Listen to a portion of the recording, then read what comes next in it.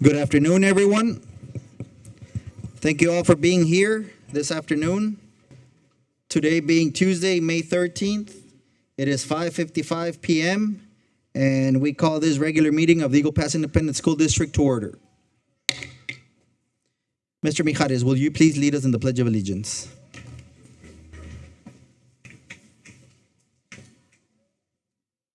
I pledge allegiance to the flag of the United States of America and to the republic for which it stands, one nation, under God, indivisible, with liberty and justice for all. Honor the Texas flag. I pledge allegiance to thee, Texas, one state under God, one and indivisible.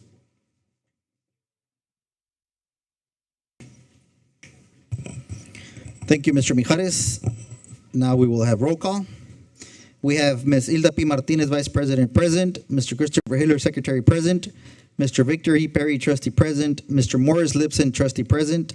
Mr. Jaime C. Barrera, Trustee, present. Mr. Tom Gonzalez, Trustee, present. We have our Superintendent of Schools, Mr. Mijares, present. Our attorney, Mr. Victor Cerda, present. And myself, Jorge Barrera, present. We will now move to citizens' communications and recognitions, and we don't have any citizens' communications today, so we will move into recognitions. And we will start off with recognition of the Armando Serna Elementary Varsity and Junior Varsity Stallionettes dance team for earning the national title champions at the 2025 Red Line Super Nationals competition. Good evening, Mr. President, distinguished members of the board, and of course, Superintendent Mijares. Thank you for allowing me to spend some time with you this evening. Our first recognition for tonight is to celebrate Armando Serna's varsity and JV Stallionette dance teams. The two Stallionette teams brought home the titles of national champs from the Red Line Super Nationals competition in San Antonio, Texas. Way to dance your heart outs for Stallion Country, ladies.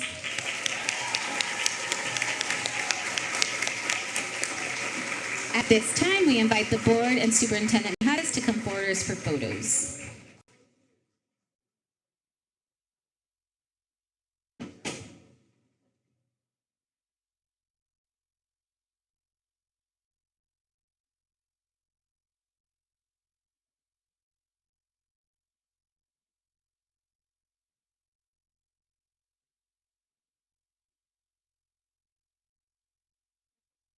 All right, parents, at this time, if you would like to come to the middle to take a photo of your team, you may do so.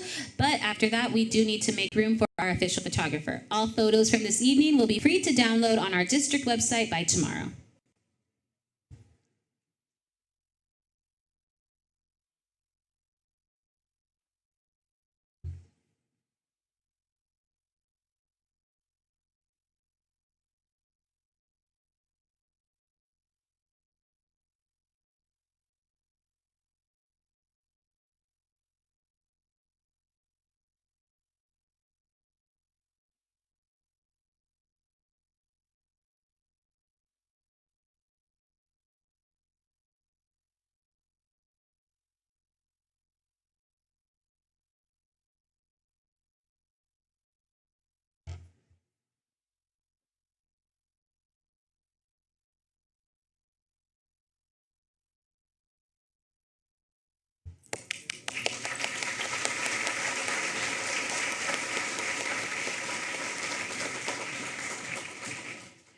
Two, 4, 6, 8, who do we appreciate? Stallions, Stallions, go Stallions. Armando Serna Cheer competed in the Texas Cheer and Red Line Cheer competitions recently. The team was proud to represent their school and district as they brought home 2 hard-fought division championships. Way to go, Stallion Cheer.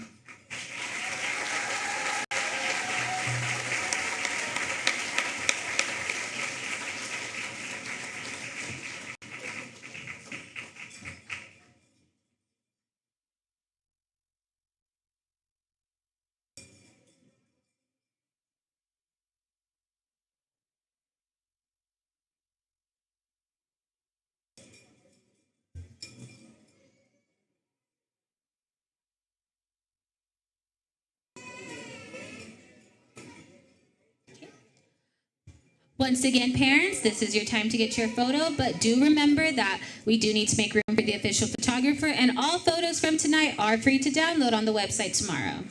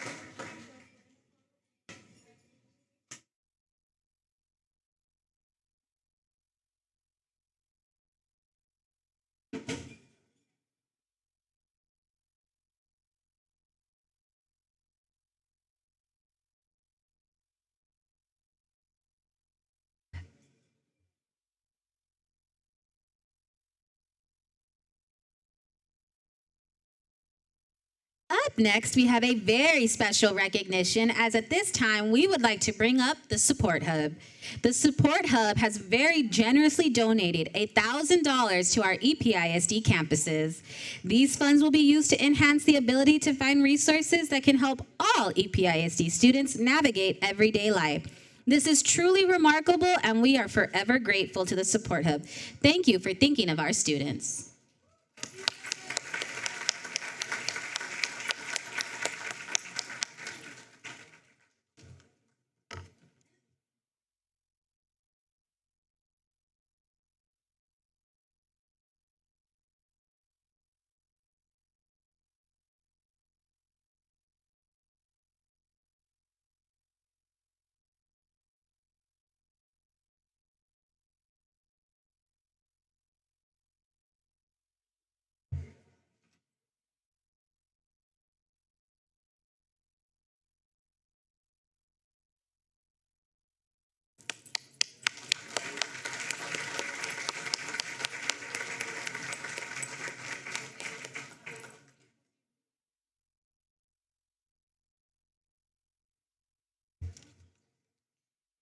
Congratulations are definitely in order for CC1 High School Maverick Michael Suarez. Michael is the very much well-deserved recipient of the National Merit Texas A&M Scholarship. He is also very proud to boast that he is a National Merit finalist. Way to go, Michael, and keep snatching those scholarships.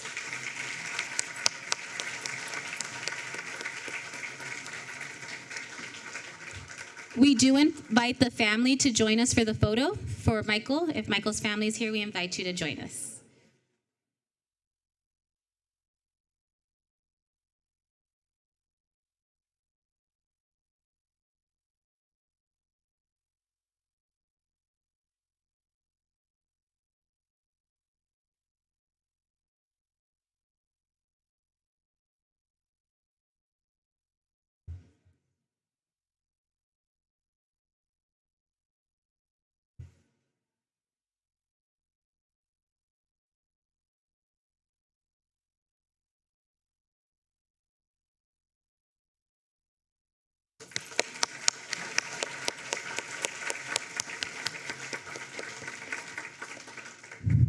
On Saturday, March 15th, CC Win Guard traveled to Austin, Texas to compete in the Texas Color Guard Circuit West Area Championships.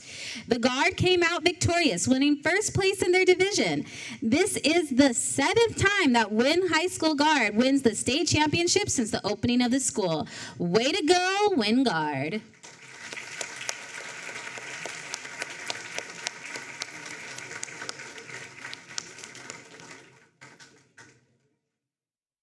Once again, parents, at this time, you may come forward to take your photo of the group.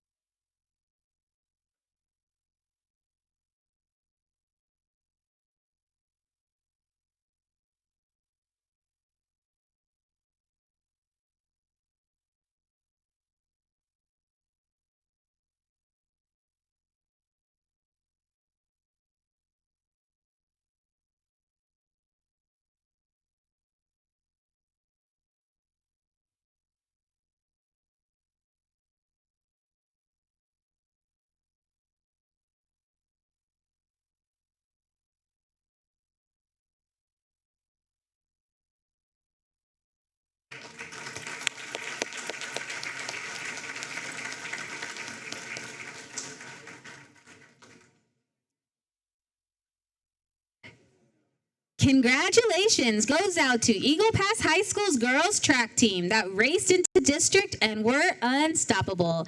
The Lady Eagles had 6 girls make it to area, and a very special shout out to Eileen Velasquez, who represented her team and school at regionals in the 400 meters. Way to go, Lady Eagles.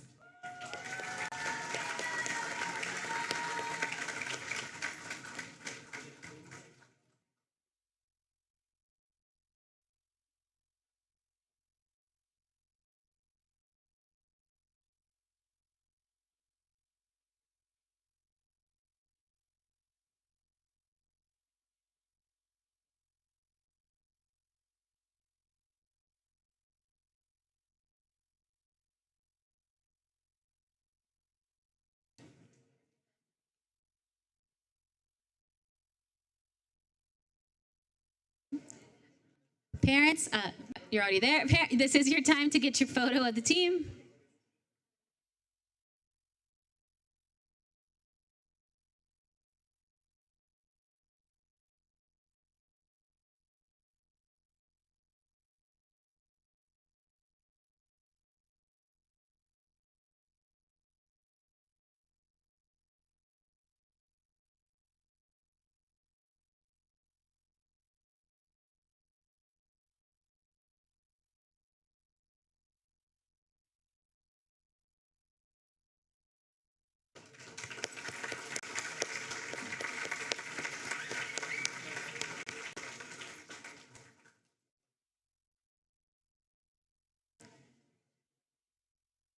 Eagle Pass High School's boys track and field team jumped and ran all over the competition this season. The boys had a remarkable showing at district and had 8 amazing young men make it all the way to area. And a special recognition to Mr. Dan Ortiz for proudly representing his school at regionals in the 800-meter dash. Congrats, boys.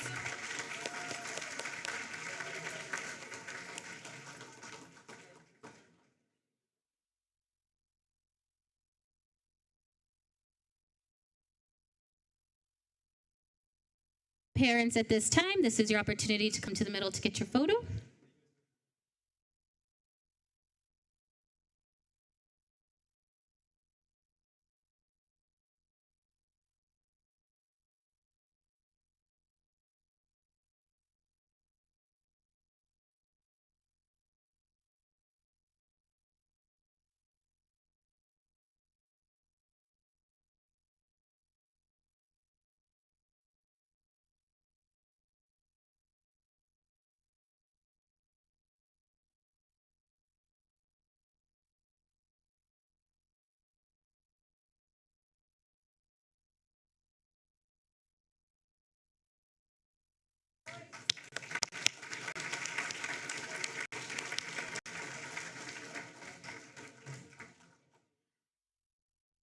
Congratulations goes out to Eagle Pass High School's 4 concert bands for achieving sweepstakes status at the UIL Concert and Sight Reading Competition.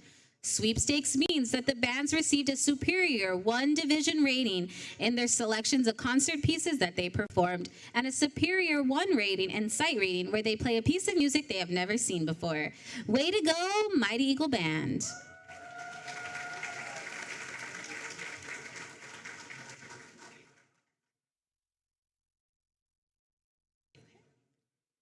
Parents, if anyone you'd like to come forward to take a photo.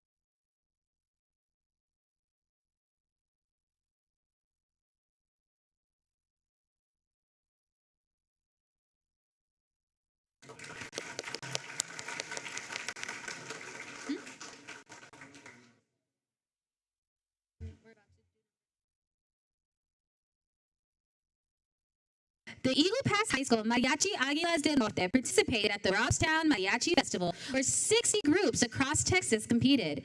The Mariachi Águilas del Norte received a Division I rating. They also won Best Trumpets, Best Violin, Best Vocals, and Best Armonia. Congratulations on a job well done, Eagles.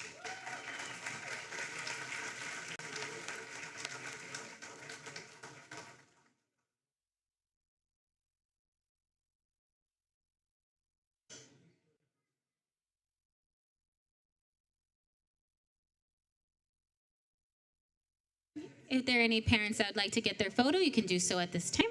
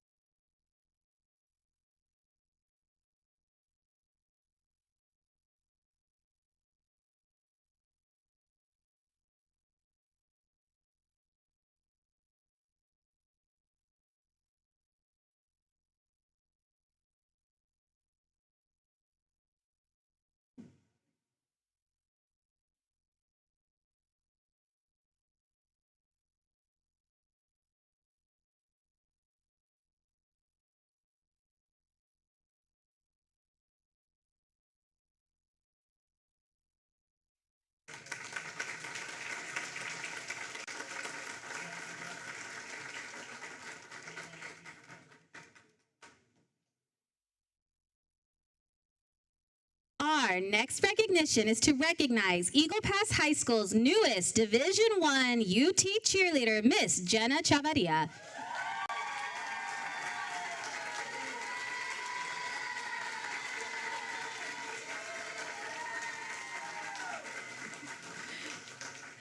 Jenna is a true role model to the future Eagles, as she is not only an amazing athlete, as she has showed her prowess by making UT's highly competitive cheer team. She is also a member of the illustrious class of 2025 Top 5%. All her accomplishments are due to her discipline, dedication, and hard work. Jenna, we applaud you all. And hook 'em horns. We do invite the parents, we invite you to join us. We'll get a picture of Jenna and her parents first and her family, and then we're going to bring up the cheerleaders.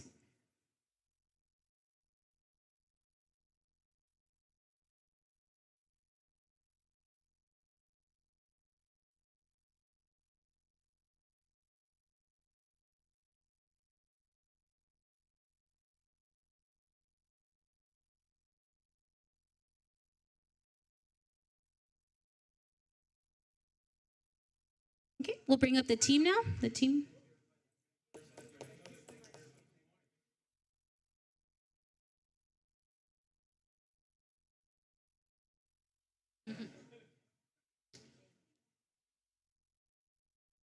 Girls, if you can take a step behind in the, yes, thank you.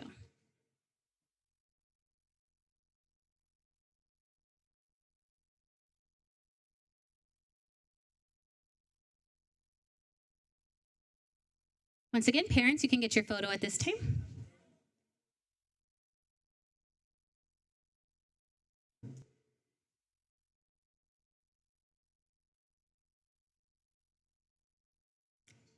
Eagle Cheer is also proud to boast that Jenna is their third consecutive captain who has signed on to be a collegiate cheerleader.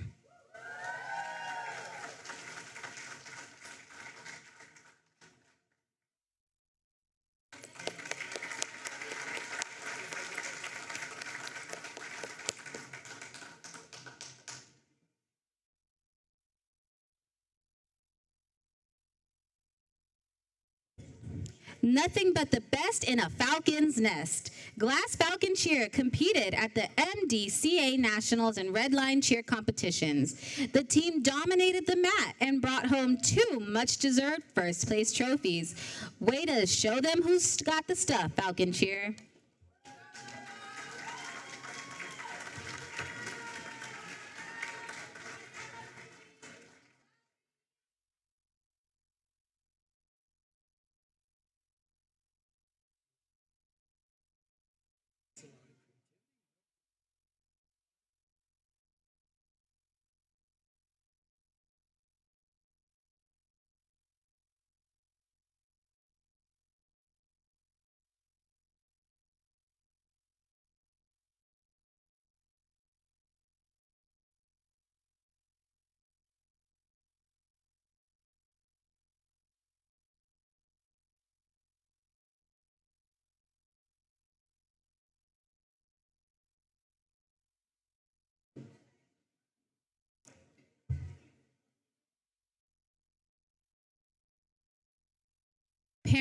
Already there, but parents, at this time, you can't get your photo.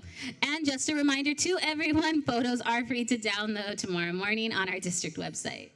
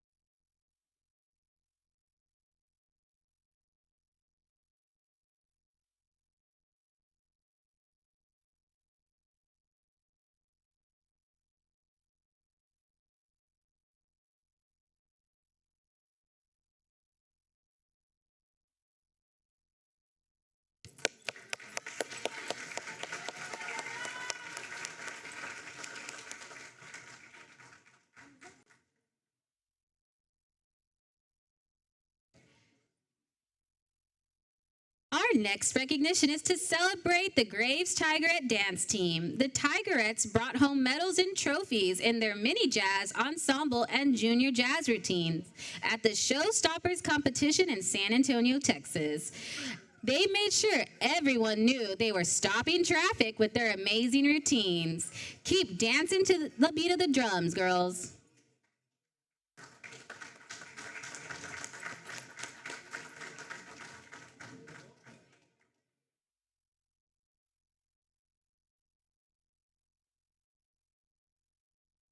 Parents, at this time, you can come forward for your photo.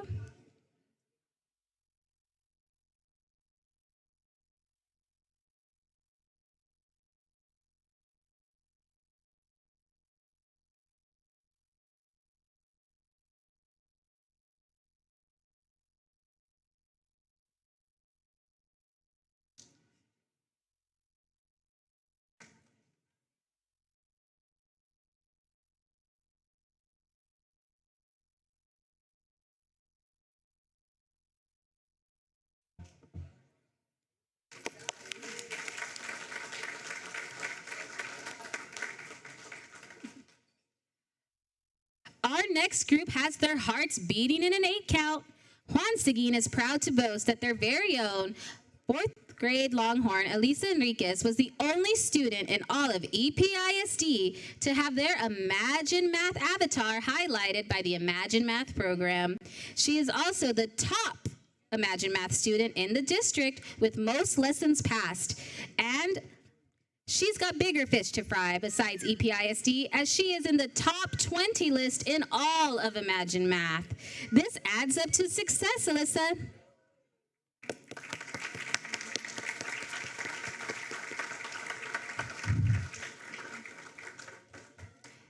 At this time, we invite the family to join us.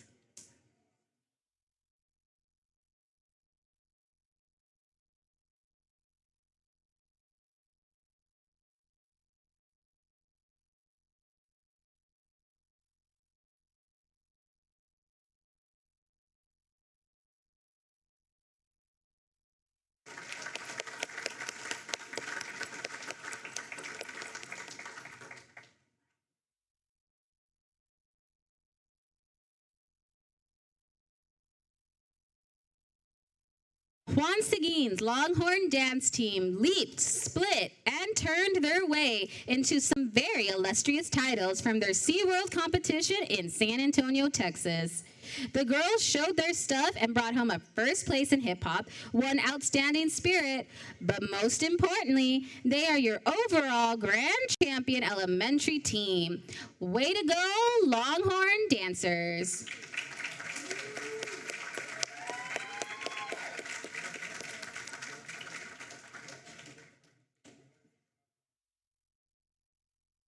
Parents, at this time, you can join us in the middle to get the photo of your team.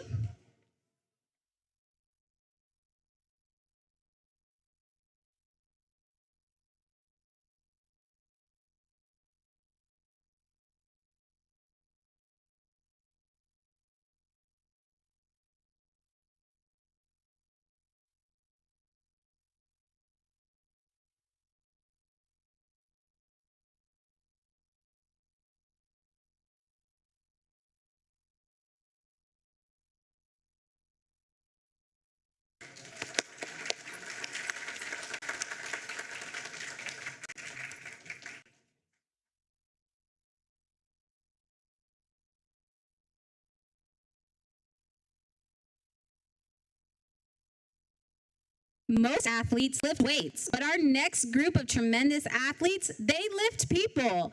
Pete Gallego Lobo Cheer competed in the Red Line Cheer competition, and they showed San Antonio, Texas, just what the Lobos were made of. The team valiantly cheered their way to a national championship title and brought home some much-deserved hardware to Lobo country.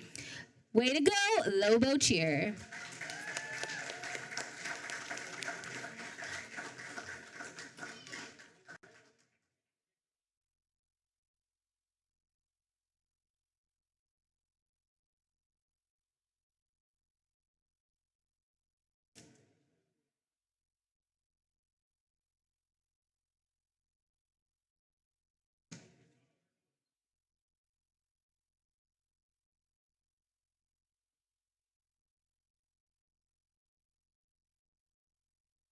If there are any parents that would like to come to the middle to get their photo, you can do so at this time.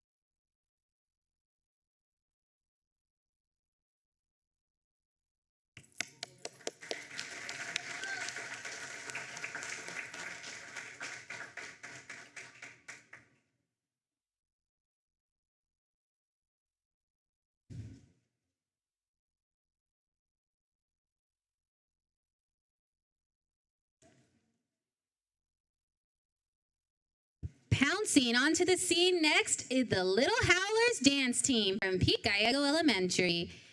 The Little Howlers danced their way into victory in Corpus Christi at the Rockstar Pop competition. They also shuffleball changed into another championship at the Showtime Championship in San Antonio. Way to dance your hearts out, ladies.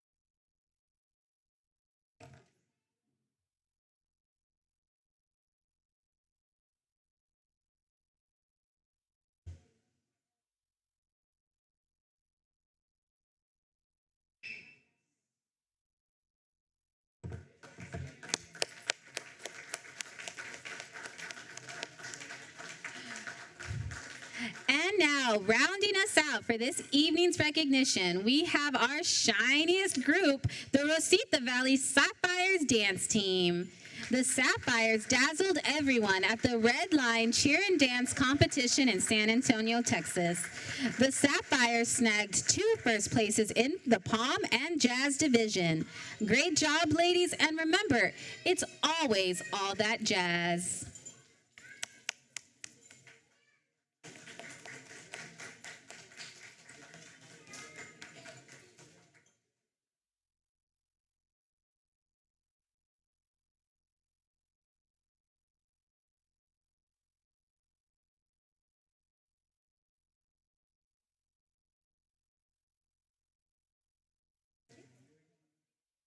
Right. Parents, you can come forward to get your photos at this time.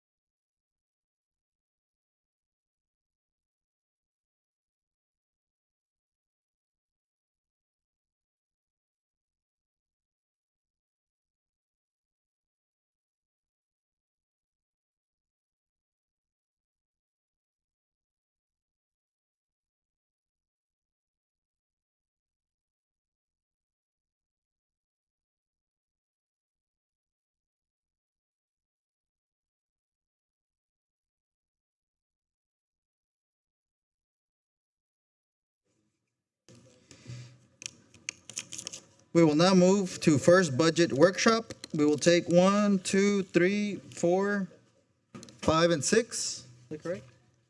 7, 8, and 9, all together. Mr. Mijares? Yes, good evening. You have several booklets in front of you. The blue one that says presentation has every slide that I'll be presenting tonight. Then you have another booklet that's a little thicker. That's just the whole budget, all the information that we use to prepare the budget. And then the third booklet is a compensation plan. That's gonna allow you to look at exactly how the district pays employees and benefits and so forth. It's got all the information. So that's basically what we provide on the first budget workshop every year. The presentation's it can be between 30 and 45 minutes, depending how we go through each of the slides.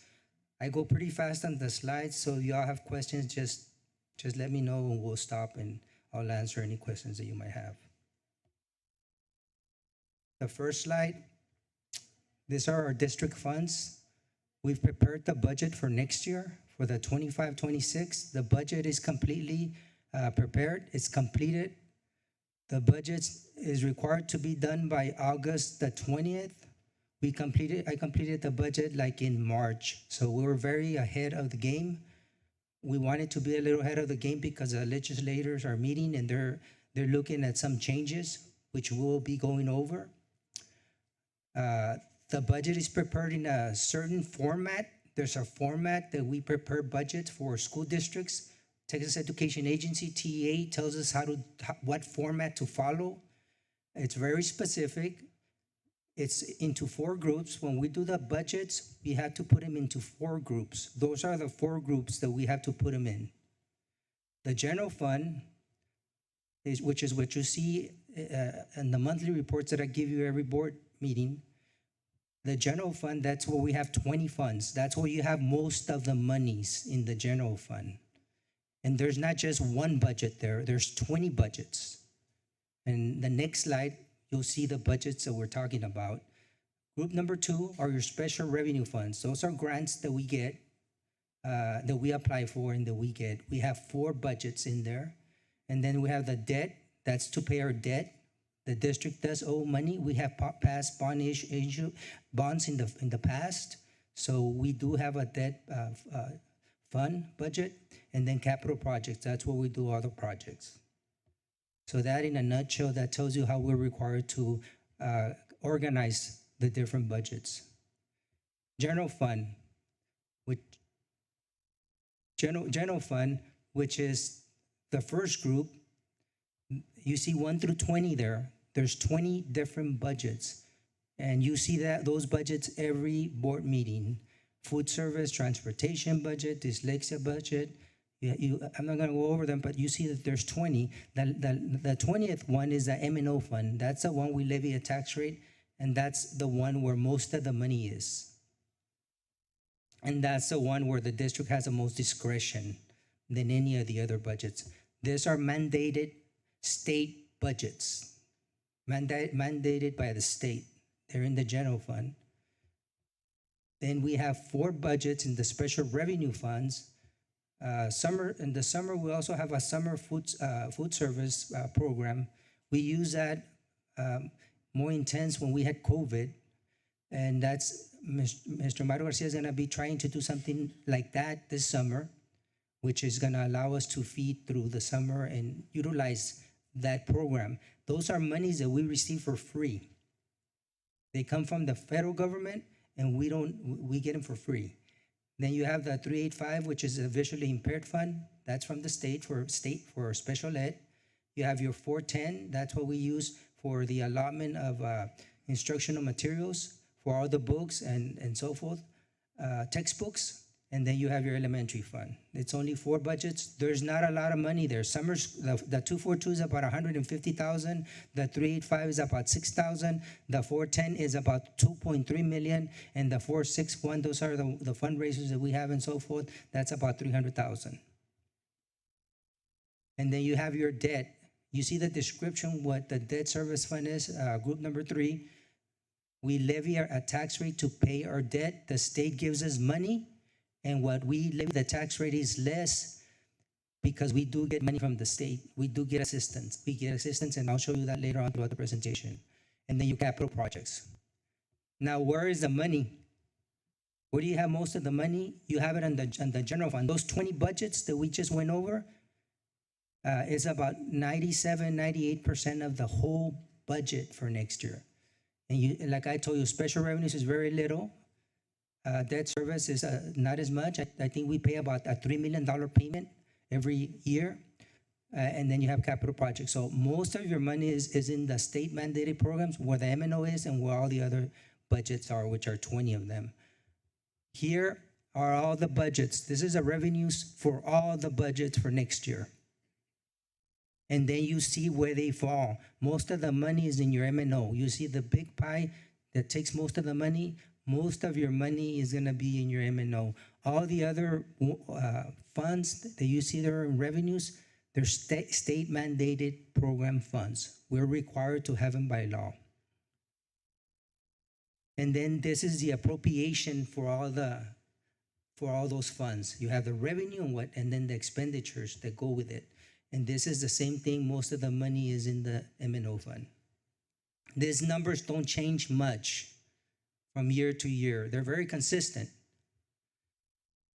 This is the source, revenues, how money's coming in, and we looked at it in a different way. A lot of times people think that taxes pay most of the taxes fund most of our budget.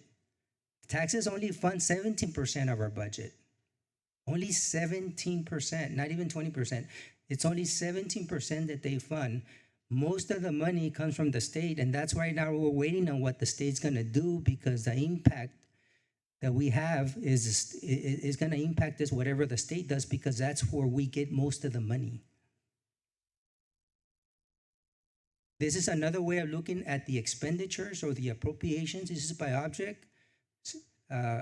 Salaries, as you see there, salaries are most of the budget. 82% of the money is already earmarked for salaries. You're doing a budget that's $179.5 million. 82% is already earmarked. It's a fixed cost.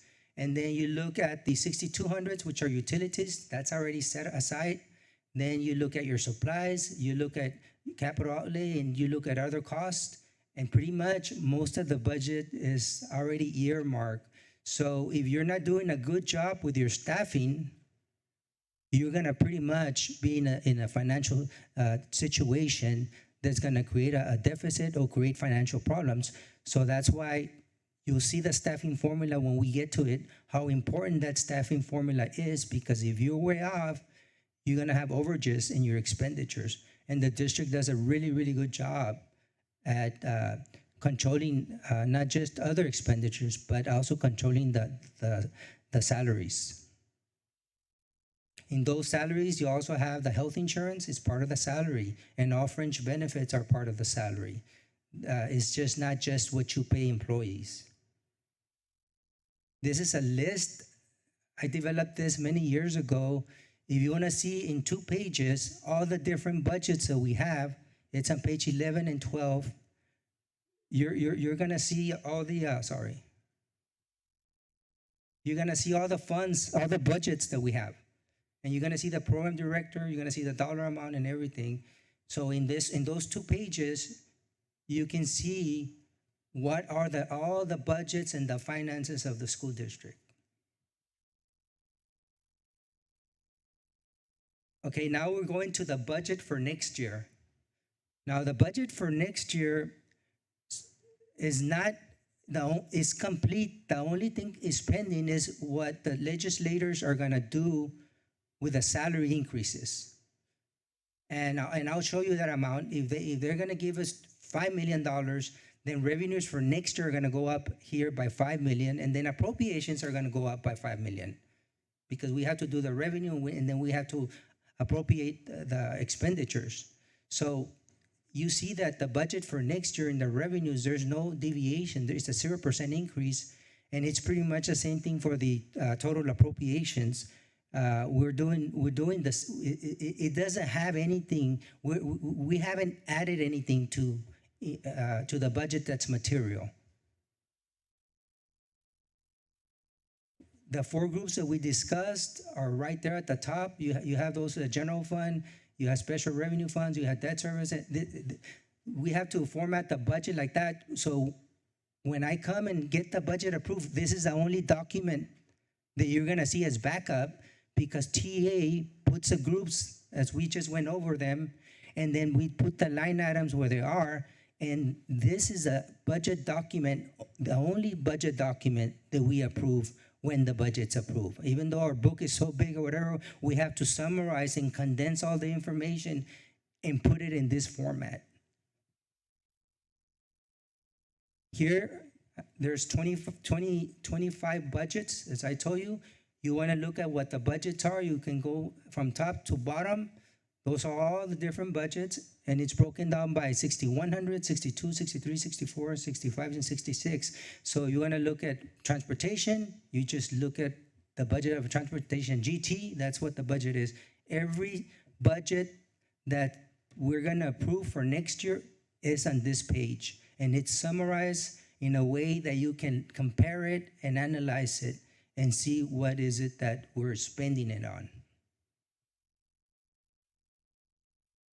These are the revenues for next year, and we always do a comparative analysis to the previous year to make sure that we have a basis to compare. And like I told you, the revenues are the same. I will go over in another slide when we get to it, but let's just let you know, when I tell you that the revenues are the same, taxes are not gonna be increased for next year. There's not gonna be a tax increase. That I can tell you right now, okay? And if anything might be, it might be that they're wanting to increase the homestead from 100,000 to 140,000. That's one of the things they're looking at doing again. They had just increased it to 100,000, now they're wanting to go to 140,000.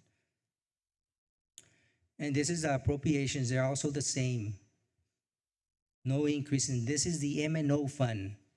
We're looking at the M&O fund. This is the fund balance. Fund balance can be a little tricky, and it can be a little misleading if you don't know how to interpret it. You see there at the beginning of the year, we started with $63.2 million. The previous year, we were at $70 million. We at 70 million is the highest amount that we've ever had in our fund balance in the M&O ever. Now it's going down a little bit. Now you see there's a deficit of 15.4 million, and then you see to the left the listing, so we can account for it. And there's two increases that we did. That's about 8.9 million. Then you have that artificial turf that we brought to the board that we're doing for Eagle Pass High School. Then you have the system, the AC system at Memorial, and then we have a geo study that we had to do for that. Once you add all that up, a lot of times when we look at them individual, we don't realize how much it is. It is $15.4 million. We had to take that from the fund balance. Those are one-time expenditures. So that's why we need to be very careful when we interpret fund balance, because we need to keep them separate. One-time expenditures versus fixed expenditures. The 8.9 are fixed expenditures for the salary increases. The other ones are one-time expenditures. So you have a combination there. And then it's gonna drop to 47.7, 47.8. Then we have to carry that $8.9 million deficit for the salary increases, because it's a fixed cost. It's a reoccurring cost once you do salary increases. And then it brings us to 38. Then we have to carry that deficit again for the salary increases, and it brings us down to 29.8. This fund balance is gonna be a little bit better than I see it here, because we run a very tight ship with how we do our revenues and how we do our expenditures and how we control expenditures. So it might be a little bit better than what it's now, what I'm showing you now. But this is something that we need to realize, that when the legislators gives us more money, we need to realize that that money is gonna be targeted for salary increases. So they're gonna give us the money and we're gonna spend it in salary increases. So that should not affect your fund balance, I want to make sure we understand that. That's your history. Like I was telling you, it used to be at $70 million. As you see there where I highlighted it. We used to have our fund balance at 17 million. We had it for many years since I've been here. I think when I started, we were at 2 million. And you saw it went from 17 million to 51.7 to 66.9 to 70 million, 63, 47, and 38. That's basically our history of our fund balance. Fund balance, you can say it is the reserves that you have in the bank, the money that you have in the bank, the cash that you have, if you want to call it. There's a lot of different ways that you can describe fund balance, but it's pretty much the money that you have. And then over there on top, you see the tax rate. The tax rate has really gone down by a lot, substantially. The tax rate has gone down every year. And I think it's going to continue to go down. And that's a general fund. These are all the 20 budgets. The fund balance that I gave you a few slides ago was for the M&O. This is when you do the fund balance. It's pretty much the same. At the end, it was 29.8, 30, and this is when you put all the other budgets together. You want to know how we rank with fund balance with other districts? You want to say, okay, that's your fund balance. Okay, so how do we compare to other districts? And there you see all the peer districts, and you see that we're not that far from anybody. You see that we're doing really, really good. There's one district there that I know that when we get to that slide that pays their subs a little bit more than any other district. They're in a deficit budget. They don't have money. So a lot of times when you're going to do initiatives like that, you need to realize the funding component of it. Yeah, they're paying more than any other districts, but when you look at their fund balance, they're in the deficit. They don't even have a zero fund balance. They have a negative fund balance, and that's really dangerous. Mr. This is what we Mijares, spend for every month. Question. Yes, you just compared this from the 2023-24. 23-24. 2 years ago, correct? Yes, because those are the only audited figures that we have. Okay. These are audited figures. These are firm figures. The 24-25 that we're doing, we're going to get audited in November, and it'll probably go next summer. And when I give you the report for the budget for next year, it'll be there. Yeah, those are audited figures. We're not at 64 anymore. We're at 47. Huh? Yeah, because this current past year, we're at 47, not at 64 million. Yes, yes. And we might be even better because sometimes we're very careful how we spend the money, and sometimes I have $4 or $6 million more than what's in there. I mean, this is worst case scenario. Right. I mean, we do our controls as much as possible. And the staffing formula saves us money every year. I had to emphasize the staffing formula that we have. The staffing formula that we have saves us money every year. Mr. Costilla has been with me for several years, and when I was using the staffing formula and he started with me, he would see that I would be deleting 22, 25 teachers and so forth. And because enrollment goes down, staff goes down. Enrollment goes up, staff goes up. And a lot of districts didn't do that in the state. They did not take that, and they just did things the way they were used to doing things, and that's why they had to be letting teachers go. So that's what we spend every month. The average is $15.8 million. It's a big operation that we have. What I need the board to understand is the transfers out. These are subsidies. This is money from the M&O. M&O is giving $29.2 million to all these programs because these programs do not have enough money to fund their budgets. And you need to understand them. It's very clear transportation because the state only funds about 20% of what's required for transportation. When you have these subsidies, the problem is that the state's not giving us the money enough to run the state mandated programs, so we have to come in and pay for it. When we do the reimbursement formula for the transportation every December, They never give us the money that we're entitled. They just give us a very small percentage. You have a special ed there also. Special ed department is another one. Every program that you see there. You have athletics. Athletics doesn't make any money. $160,000 a year, and their budget is over $6 million because the state doesn't give us money for athletics, and that's a program we're required to have. They're doing unfunded mandated programs that they're just not funding. So we are subsidizing $29.2 million from the M&O budget for these programs. Question, Mr. Mijares.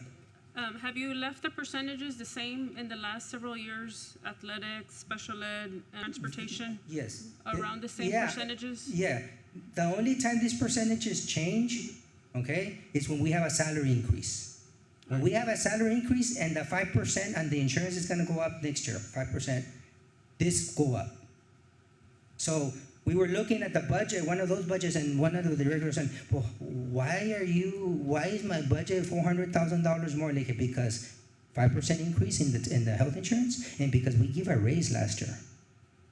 So they go up. Thank you. Okay. And then just to compare from last year to this year, what we have in the transfers, so we can be transparent, it's the same amount. Like you say, it doesn't go up unless your salary increases. Same amount. These are the projects that we did this year. We worked together with Mr. Orlando Salinas, Pedro Felan, the superintendent, and the board. And there you have a list of all the things that we did this year. And it cost us $10.7 million. So we have a lot to show with the monies that have been spent. We can show it that this is what we did. And I know we're looking at a bond issuance that might come up in the very future. That bond issuance is going to help us too with the projects. That way we don't have to fund them from our fund balance. This is another diagram, 1 through 5, if you see there. And then you see that we did about 30% for the first 5 years in salary increases. And then you do 6 through 10, and then you see what it cost us the next 5 years. When you look at everything that's said and done, it's a big percentage that we've invested on our staff. Those are actual approvals of salary increases through the last 10 years. And we're looking at $29.3 million.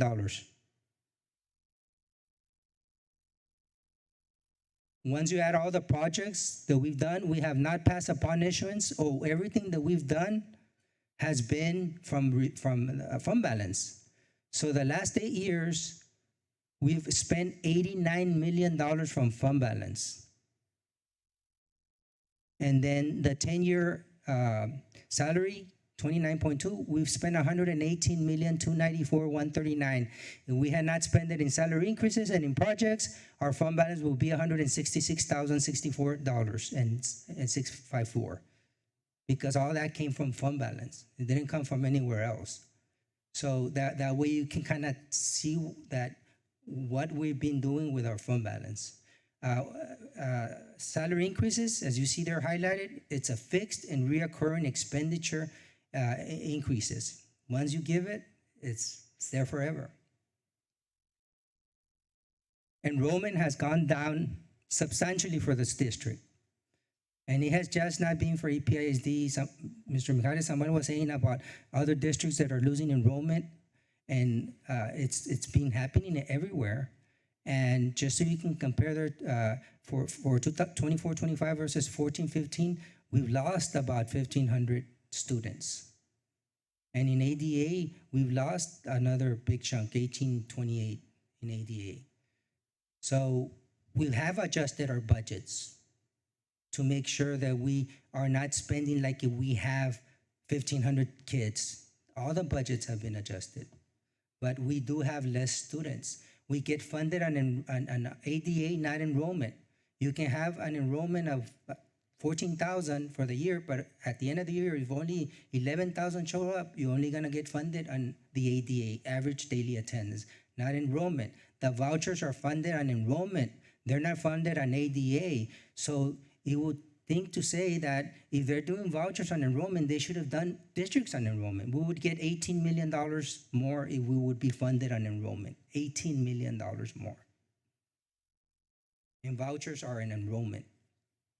It's contradictive there. And this is, if we reduce 5%, it's a big chunk, $5 million that we lose in money. 2%, we lose almost $2 million. So we're doing everything we can on the enrollment to keep the enrollment high, but it hasn't gone up. We've already tried everything, right, John? And it's just been very difficult. Question, in the enrollment numbers, I mean, we're growing, we're not getting smaller, the city's growing, so how does the ADA, are these pupils enrolled, or is this a daily attendance? Okay, Which issue is it? we're not increasing, and every year we reduce enrollment. We've been reducing enrollment every year. We still have not gone to the point that we've increased enrollment. Now, on the ADA, that ADA is a percentage of the enrollment. So if you're at 95% attendance rate, then you're doing okay, I guess. That's what we used to have. But if you're doing at 97%, then you're doing much better. So that's the way it's calculated when it's looked at. It's the attendance rate. It's very important, and that's what John looks at, and that's what everybody looks at. When you're at 92%, like when we were in COVID, at 90%, then you're losing 10% of the students that you're not getting funded for. Okay. And it's unfortunate that it gets even worse than enrollment. You need to also look at FTEs. All the other mandated programs, they work on FTEs. And the FTEs, like for Kate, like for special ed and all that, you even lose a lot more money. And I don't know if Victor remembers, Perry, when Region 20 was here, and they asked the question, one of the presenters from Region 20, why is it that I lose money when my Kate monies go up? I lose the money in M&O, because there's some programs that affect your M&O, and Kate is one of them, and special ed is the other. So if you have more students in FTEs in Kate or in special ed, you're gonna get less money in the M&O. So it's all those weights that go into the computation of how you do your funding, and you are affected. But the thing that we're looking at is we don't know how the vouchers are gonna affect our enrollment either, because vouchers have been approved already. So, and they're gonna get certain money. If they don't send their kids to school, they're gonna get $2,000 or something like that. And we don't know what effect that's gonna have on us either. So that's gonna be kind of interesting. Now, just very quickly, Eagle Pass has been growing, and as a city and even as a county, but it hasn't materialized to students. We've been losing enrollment every year. We lose maybe 150, 180. 5 years ago, we lost like 200. You know, so it hasn't materialized in enrollment. It's kind of strange. After COVID, kind of. Yeah. Yes. Very strange. Very.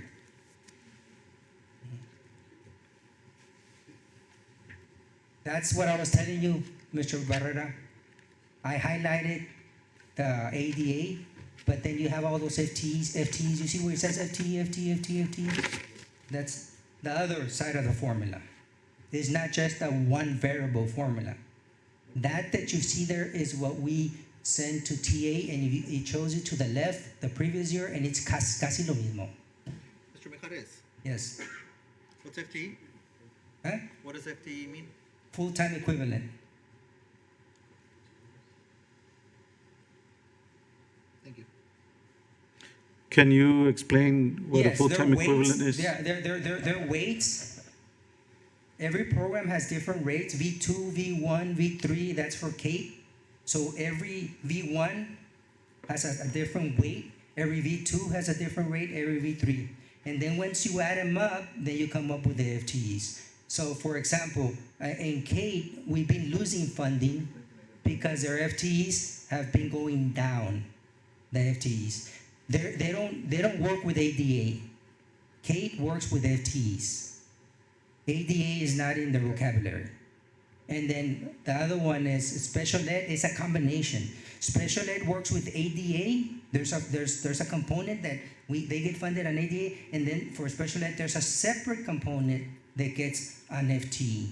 And that's why you see special ed, some of them have FTEs there, and some of them have ADA. So it's a process, and then PEAMS puts it together. By the way, before when I started this a long time ago, I had to do it by paper. So now it's all computerized. It's all computerized and everything, and I just wait for Jesse to have it. This is a Jesse report, Jesse Montalvo. So I asked him, Jesse, give me the report, because I don't computate anything anymore. I just want the report, and then I use the report to do my analysis. Tax rates. Look at the tax rates for 20 years. We reduced our tax rate by 40%. Once you start adding the tax rate, we reduce our total tax rate by 40%, and then you have the different broken down there, INS and M&O, and then you have the city, they've increased their tax rate by a lot. You have the county, and the only other entities that has reduced their tax rates in the last 20 years has been the Maverick County Hospital District. It's only been them and us. Those are actual figures.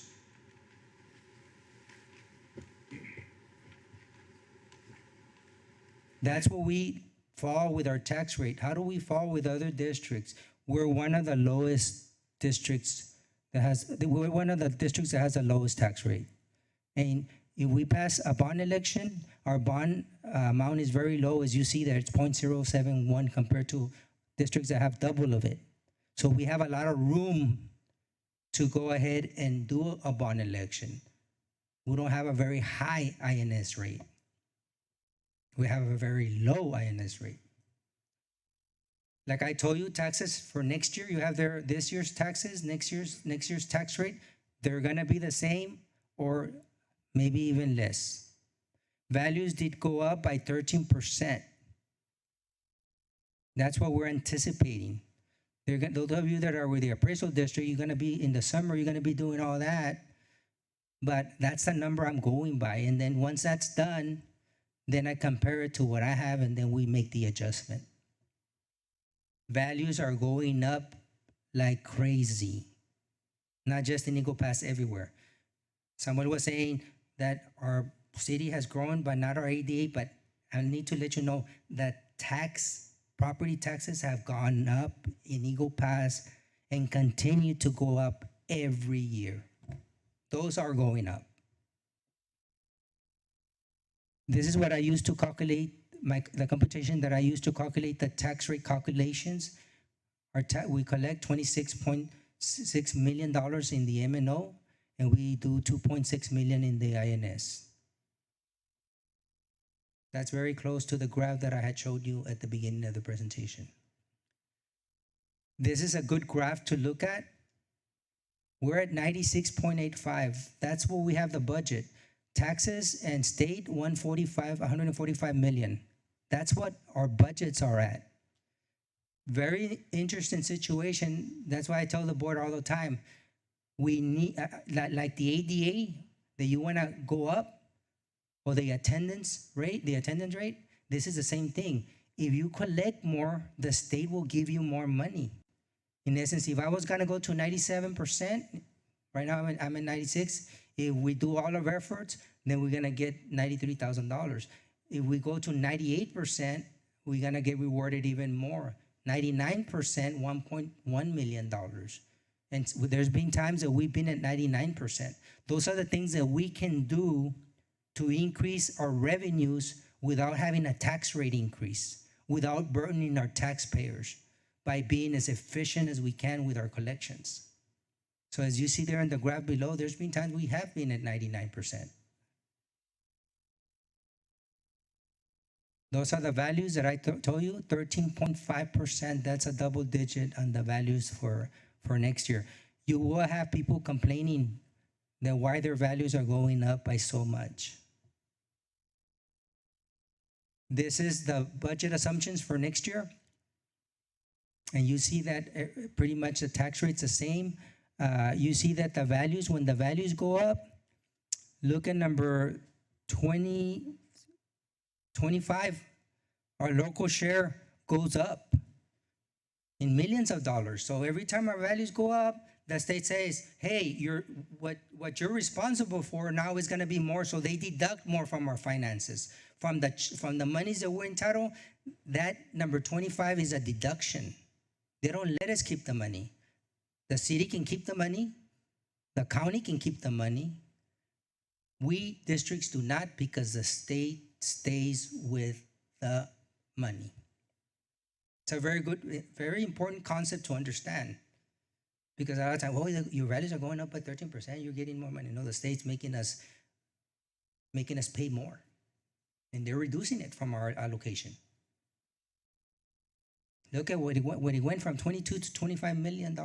That's where we have the 13%. You see it on below 13.54% and 13.4%. Those are all values. When I'm doing the calculation, I have to understand that I don't keep that money. A lot of districts don't make that, and they keep it, and then they get it reduced, and now they're in a deficit. Yes. Mr. Mijares, one question, and I Yes. guess excuse my ignorance, but you're mentioning that, our tax rate hasn't gone up, and of course, that's Correct. great. Correct. How much of that is influenced? Has our tax roll gone up? The tax basis that we collect our taxes on over, let's say, 10 years? It always goes up. That's always going to go up. Your tax rate right now with us, it has to go up because values are going up. No, I understand. Yeah, so those ones for the last 10 years, they've always gone up, and the ones that have gone down is the tax rate. Because when you have both of them going up at the same time, you're really taxing the taxpayers. No, okay. I Because they're getting a understand that. double whammy. They're getting a double whammy. So the only thing that has helped with the taxpayers is that last year they did the homestead exemption to 100,000 from 40,000. That was good, because they would call me, a lot of people that know me, and tell me, Mr. Mijares, am I correct? I don't have to pay taxes at all? And I would tell them, yes, you don't have to pay taxes at all. So if they increase it to 140, it doesn't matter what the tax rate is or what the values are, you're not gonna pay taxes. Okay, And I think when we get to that slide, that there's a very good possibility that they're gonna increase it to 140. Thank you.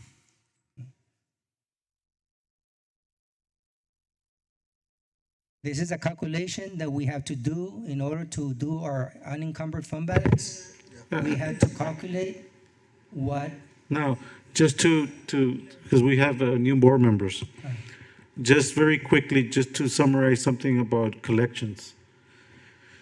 If we receive 100 million from the state, or if a year we receive 100 million from the state and we collect 20 million in taxes, okay.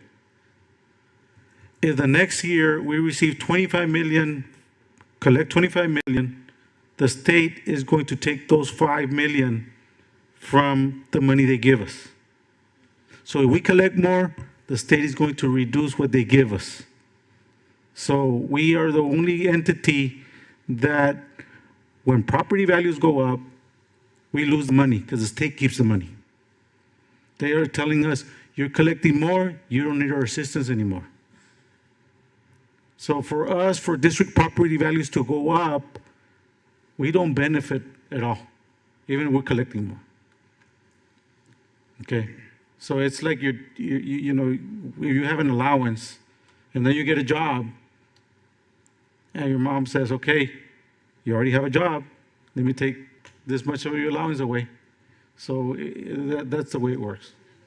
it's a formula. You can make a box like this in the formula, and if you collect more taxes, you're still gonna be in that box. Now, if the values go up, they're gonna say you're richer.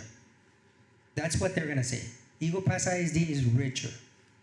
They're wealthier.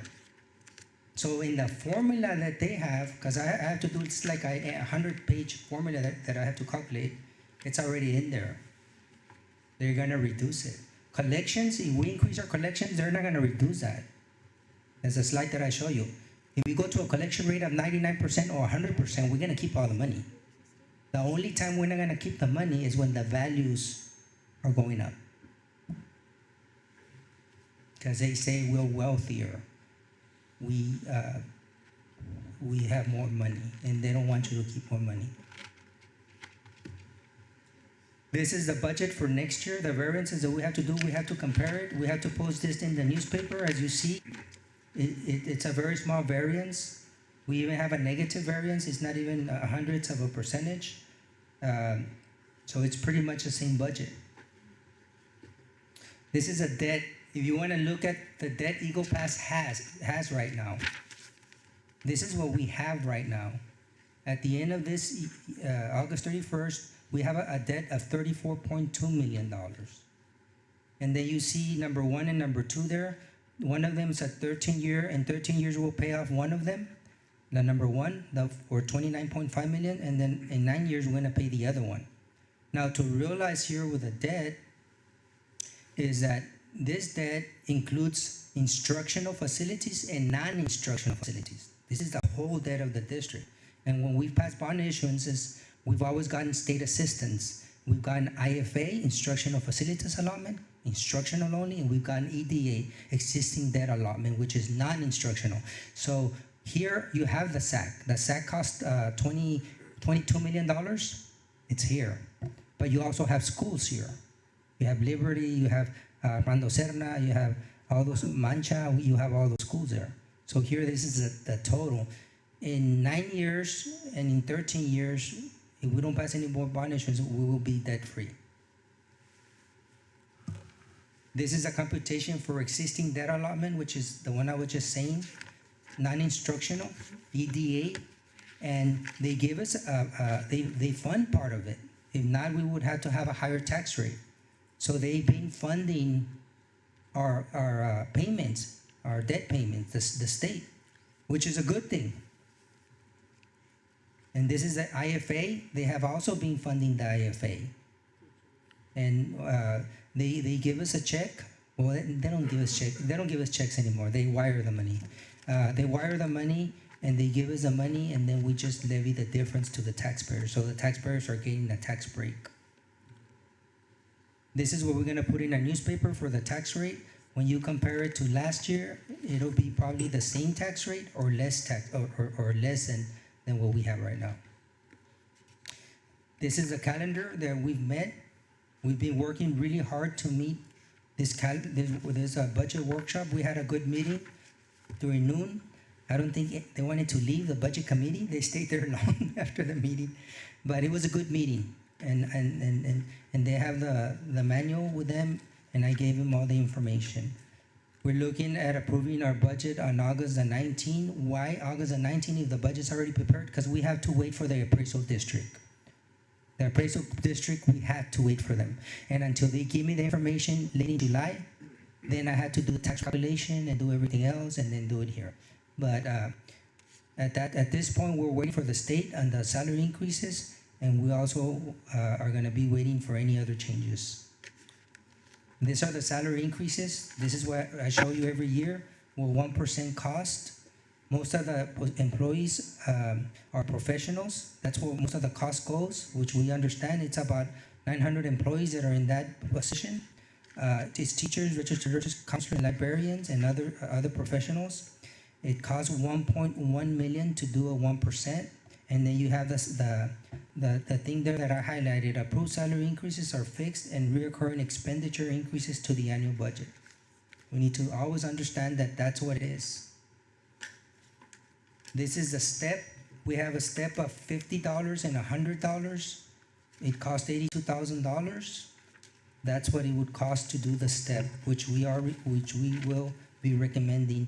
And then when we get whatever we get from the state, then we'll bring that item back to the board. That's going to be a recommendation. I'm going to give it to Samuel. So when you go back there, you can see that that is the recommendation. We're only doing the step. We did tell that to the committee. The committee, budget committee, understood that at this point, that's all we can approve. And as soon as maybe as soon as next week, maybe they'll decide on the salaries, then we'll do another agenda item and bring it to the board. We want to have the salary increases done before July 1st because there's a stipulation with TA and with the way we do they do the retirement, that if we do it after a certain day, it affects their retirement. So that's one of the reasons we do the budget so early. So hopefully we'll have something ready in the very new few days ahead. That's the salary increase that we did this year, which is applied for this year. If just so everybody will remember, I know we have new board members. This year, that's a salary increase that was approved. There was a salary increase for this year, and that's what the superintendent recommended, and the school board approved it. So you'll know starting salary this year, 24-25. Starting salary is 55,000. Next year we have there 25-26, 55,000. Let's suppose a salary increase that the state gives is $6,000. Just so everybody will know what we're going to be doing here. Yes, the employees will get the $6,000 from the state. This hiring starting salary will go to $61,000. Just so we all can be on the same page, because we always want to keep this. When we give a raise, we want to raise this up so we can be competitive. There are districts already that are paying $60,000. We are on the next slide. Eagle Pass, we have the highest average salary of any district. The state average is $60,000. We're $6,384 above the state average. We pay more than Northside. That's a very rich district. Judson, San Antonio, Alamo Heights, Laredo. We pay more than all those, even Austin. So if, as we were discussing during lunch, this is when we say average salary, that means that the district employees that stay with us, that have worked with us at least 20 years. That's where the average starts, at about 20 years. This is a pay structure. You have the booklet. I gave it to you. These are administrators, so you can get an idea. These are contract employees that go to the board. And they're administrators, pay grade 14 through 20. And that way you can see how they're categorized. The higher the pay grade, the more responsibilities, and the higher the position is. And then the next one is what these employees get paid. These employees are not hourly employees. They get paid on a daily rate. So that's what you have at their daily rate. If they work 226, it'll be that number times 226. We always start our employees, as you see the footnote, at the minimum. If they're coming at the minimum, most of the time it's at the minimum. This is the paraprofessionals. What are paraprofessionals? Paraprofessionals are employees that either have to take a test, and they have to pass a test, right, Mr. Garcia? Or employees that have to have a 2-year degree to be instructional aides or whatever they're going to be, right? So there's some type of requirement here. It's not just I can be a paraprofessional. No, you have to meet one or the other. Those are what the paraprofessional, and this on the next page, these are hourly employees. They get paid by the hour. Now you see the minimum there. That minimum is very important because we're trying to stay competitive with all the categories, but if they increase the minimum wage, this is already up there. It gives us room in case that minimum wage, because I've heard it's going to go to $15, it's going to go to $14, it's going to go. We're already the lowest pay grade, which is pay grade 3, which are the instructional aides. We're paying them $16 an hour. And then the higher pay grade, the more you get paid. The next one is manual trades, and this one there's no test requirement. Basically, you have to have a GED, or if you want to be in the high pay grade 56, you have to have some kind of certification. So here, this is where you have the custodians, as you see the breakdown of all the different cafeteria managers, buzz aides, and so forth and so forth. Those are all the positions. And then there, we're at $14. The lowest pay grade is at $14. So when we're working with this, we might, if we get so much money from the state, we might increase the the pay scale a little bit, so that maybe 52 can at least be at $15 an hour in case something later comes up with a minimum wage. We already have that. Something like they came up with the RNs that the state said you had to pay RNs a certain amount. It had never happened before, and those ones we had to make an adjustment. I think it was last year, so that we would not have to pay them on an hourly basis. Because if we would have been paying them below, we would have had to pay them on an hourly basis. And believe me, you don't want to be paying RNs or administrators or teachers on an hourly basis. Sir, question. Yes. On pay grade, what pay grade do we have our non-certified teachers at the secondary level? Like, where do they start? The non-certifieds or the ones that have a certificate or special Yes. permission? They start at the same. They start like a teacher. We pay them the same. They're going to be with teachers, pay grade 7. Okay. It's a pay grade 7. It's a schedule that I showed you, beginning salary 55,000, and then next year this is a schedule. That's where they fall. Let me take you back so you can look at it. You see there where I highlighted teachers at the there. Those were that's where they fall. Pay grade 7. Those are all pay grade 7, and they get paid the same as a certified teacher. And then the only drawback is if they don't get certified, then they don't renew the contract. Yes, yes. You're welcome. Now this is a breakdown of where your teachers, librarians, counselors, and registered nurses are based on the number of years of experience.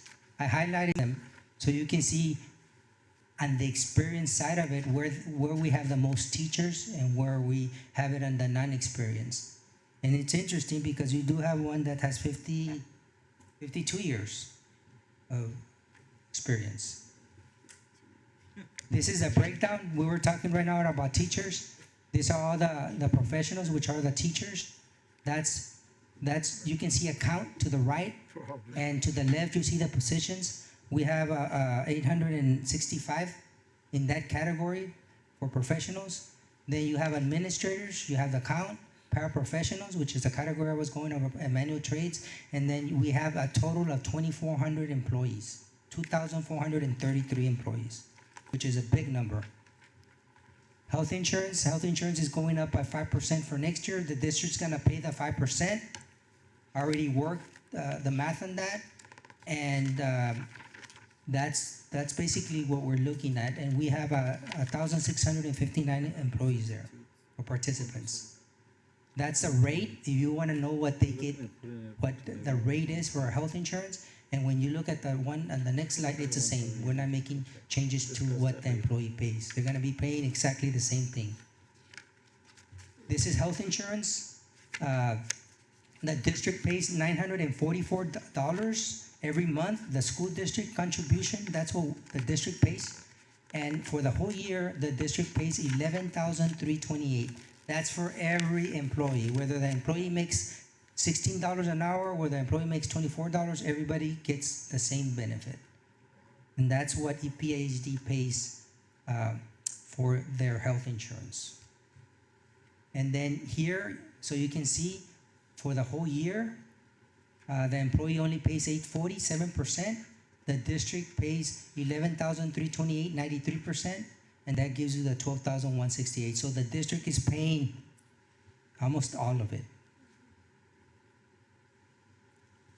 Those are the rates you see there. Now, can you go back to page 112? Yes. Employee, no, district, now, when we look at, sometimes San Antonio is paying $3,000 or $4,000 more than us. But in reality, San Antonio is charging their employees a lot more, right? Correct. So is that the amount that the district contributes 578, and we contribute almost $400 more? So that's $5,000 extra that their employees keep in their pocket because they don't have to pay insurance. And they don't get taxed on it. And they don't get tax on it. Excuse me? Yes. Yes, Yes. yes. We have very good health insurance. Right now, we are, and I don't know if you're going to discuss the contract with the hospital, but we are dealing with some contracts so we can keep the lowest cost we can, so we don't have to be increasing health insurance. Yeah, the plan pays 90%. And I have had employees leave to Uvalde, and John can attest to that. He got a $20,000 raise because he got a promotion over there, but it was $8,000 a year in extra insurance. So he really didn't get much of a raise because they do charge a lot extra more for the insurance.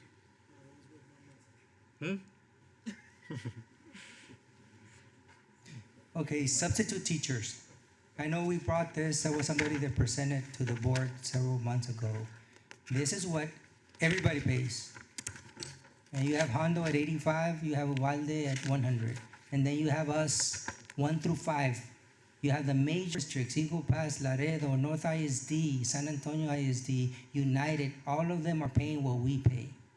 And then you have Northside at 130, San Felipe 130, and then you have Crystal City, which I mentioned, has a deficit fund balance, they're at 140. So that's what districts pay their substitute teachers that are certified. Those are actual figures for this year. And we compare them to TASB, and we compare them to and also call to make sure we had everything right. Those are the rates so that you all can look at that and make a decision based on data. So this data is based on certified Yes, yes, yes. And that way you can make it on data, what's out there. I know I was told about the, when there's 3 weeks that employees don't get paid and this and that. So what we did on every pay stub, as you see there, we're gonna put a note. We already started with a note. And every time employees get paid, they're told when their next paycheck is gonna be and the date. That way we can avoid that problem. Thank you, Mr. Mijares. It's done. This is health insurance. We've been talking about health insurance a lot. And we spend over $25 million in health insurance. It's always a big ticket item. And since I've been here, it's always been a big ticket item. Right now, we're having to face the hospital.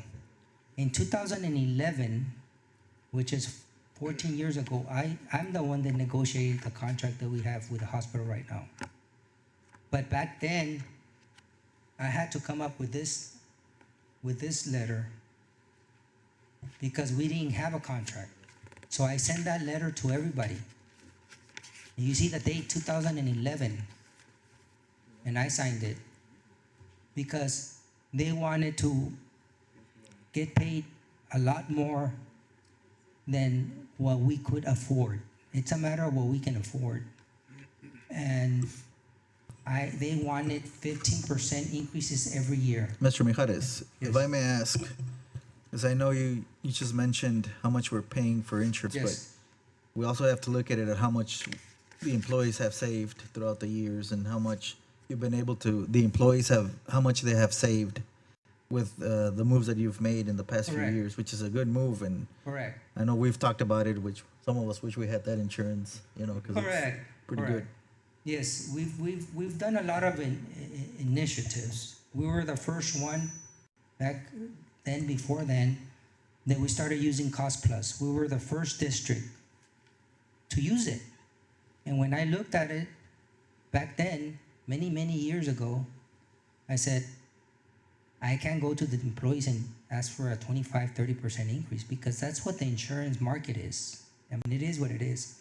So we implemented the Cost Plus, and we were the first ones to do it. And now I go to conferences and everybody, and they want to copycat it to a certain extent, but that saved us a lot of money, and that's what we've been able to do, what we have been able to do with the health insurance. Now, the hospital was the only piece that I had to deal with when I did the Cost Plus to finalize everything. And when we looked at it, they wanted to increase their premiums every year by 15%. It doesn't take a rocket scientist that after 3 years, you're at 60% because it's cumulatively.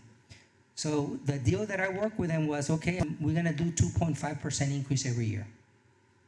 And that's a deal we've had since 2011, that they can only increase their rates by 2.5%. This time, for the renewal, they want 6%, which is what you have here. This is what you have here. If we do 6%, which is what they want, remember I told you it was compounded. It's 6%, then you compound it 12%, then you compound it 19%. So we go to 6%. 6% might not seem really bad, but it is when it's compounded. It's a 37.46% increase. If we go with what I've always given them, which is 2.5, it's 15.25% increase. And that's where we're at right now. I think the last thing that they said is that they might be willing to go to 5 or 4%. To me, that's unacceptable, because since 2011, we've had the 2.5% increase. Why should we be paying more? So that's where we're at with the hospital. Legislature update. We're gonna go over this slowly just to make sure we're on the same page. There's salaries. We have two options that are out there right now. House Bill number 2 is to increase the basic allotment, and you see the amount there. Bottom line, this would give us $4.2 million more. That's how much we're talking about. And then the way that the current law is that 60%, we would be able to use it however we want. The other 40 would be designated for salary increases. And then out of that 40, they would designate 75% for teachers, counselors, and librarians, and 20% for other employees, excluding administrators. To me, this is the best one. If we were able to get one, it would be number 1, because you really have a lot of ways to control the funding. Number 2, I don't like, because it's $5,000 or less. For 5,000 or less students, they're gonna get more money than if you have more than 5,000 students. And they're gonna exclude teachers. 0 to 2 years on the 5,000 or less, 0 to 2 years, they're not gonna get a raise. And that's something difficult, because we've never done that. And then B, which is us, we would be getting a lot less money for our employees than A. We're B. We're 5,000 or more. So we would be getting half of the salary increase. This is disproportional. Any way you look at it, it does not make sense. So I'm hoping number 1 passes. Property taxes, I told you there was a component there. They want to go from 100,000 to 140. They're looking at that. They're also looking there, Mr. Lipson, on the tax rate. They're looking at reducing the tax rate by 3.31 cents. So here you have a double whammy here.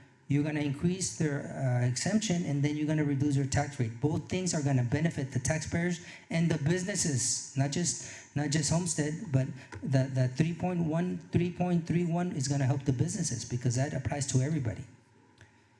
The other one that you have there is for businesses. Businesses right now, they get taxed on their personal property for $2,500. They're wanting to increase it to $250,000. That's a big break for the businesses. Huge.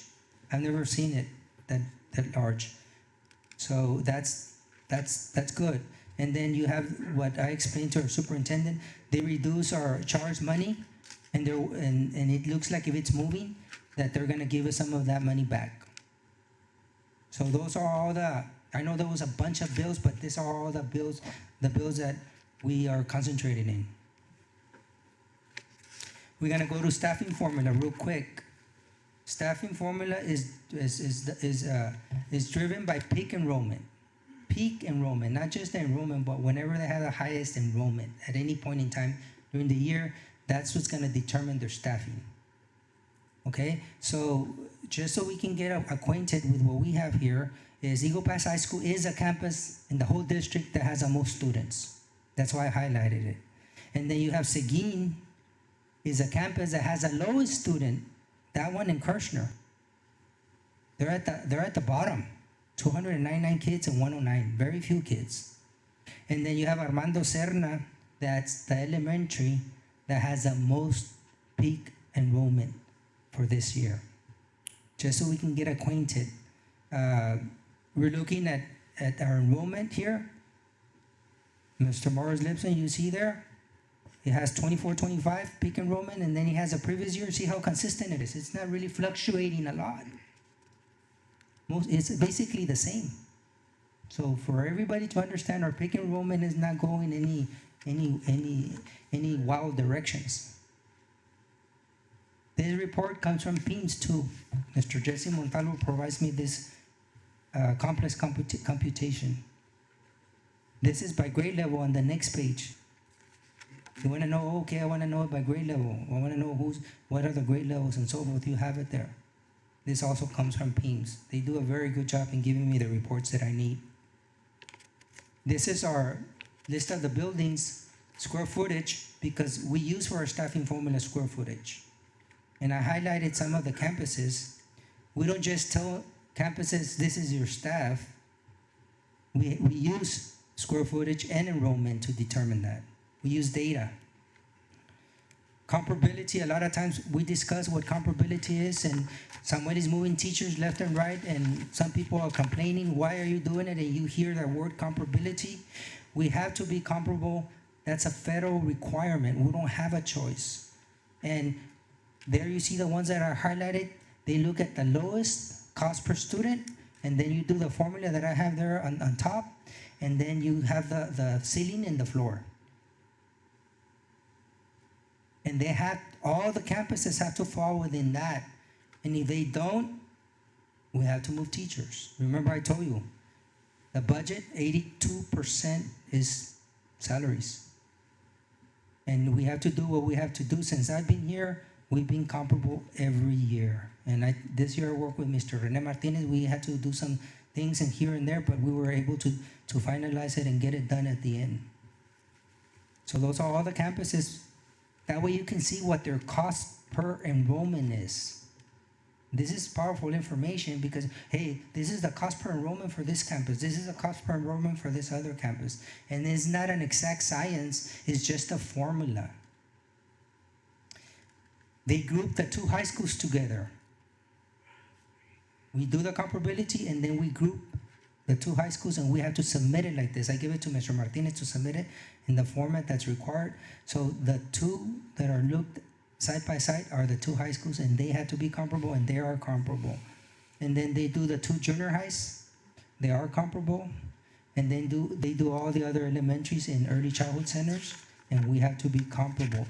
So when I'm working with this, I don't like working with this. It gives me a headache because I say, I get the budget approved already and everything done, and then I still have to be working with budgets and making the changes and making the reassignments and doing what we need to do, but we don't have a choice. They will stop our funding. If we are not comparable, they will stop our funding.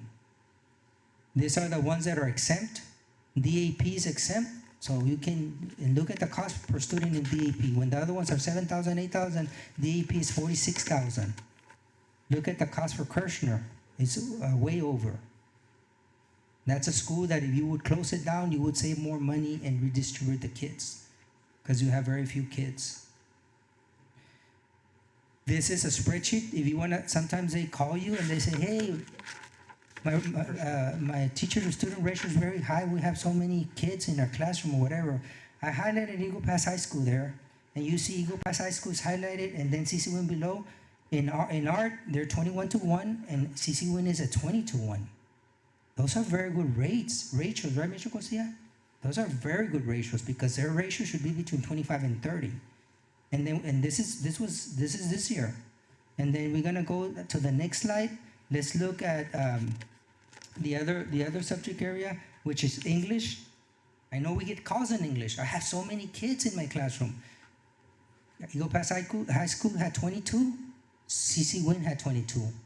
We're keeping them comparable, guys. This is telling you that the comparable computation that we did to be comparable is working. So they're side by side. And remember, Pass High School has 2,400 kids. CC Wing has 18. The way the ratio is correct because they're getting less teachers. CC Wing High School has more teachers, and that's why the ratios are comparable. It's telling you that the funding formula we're using is accurate.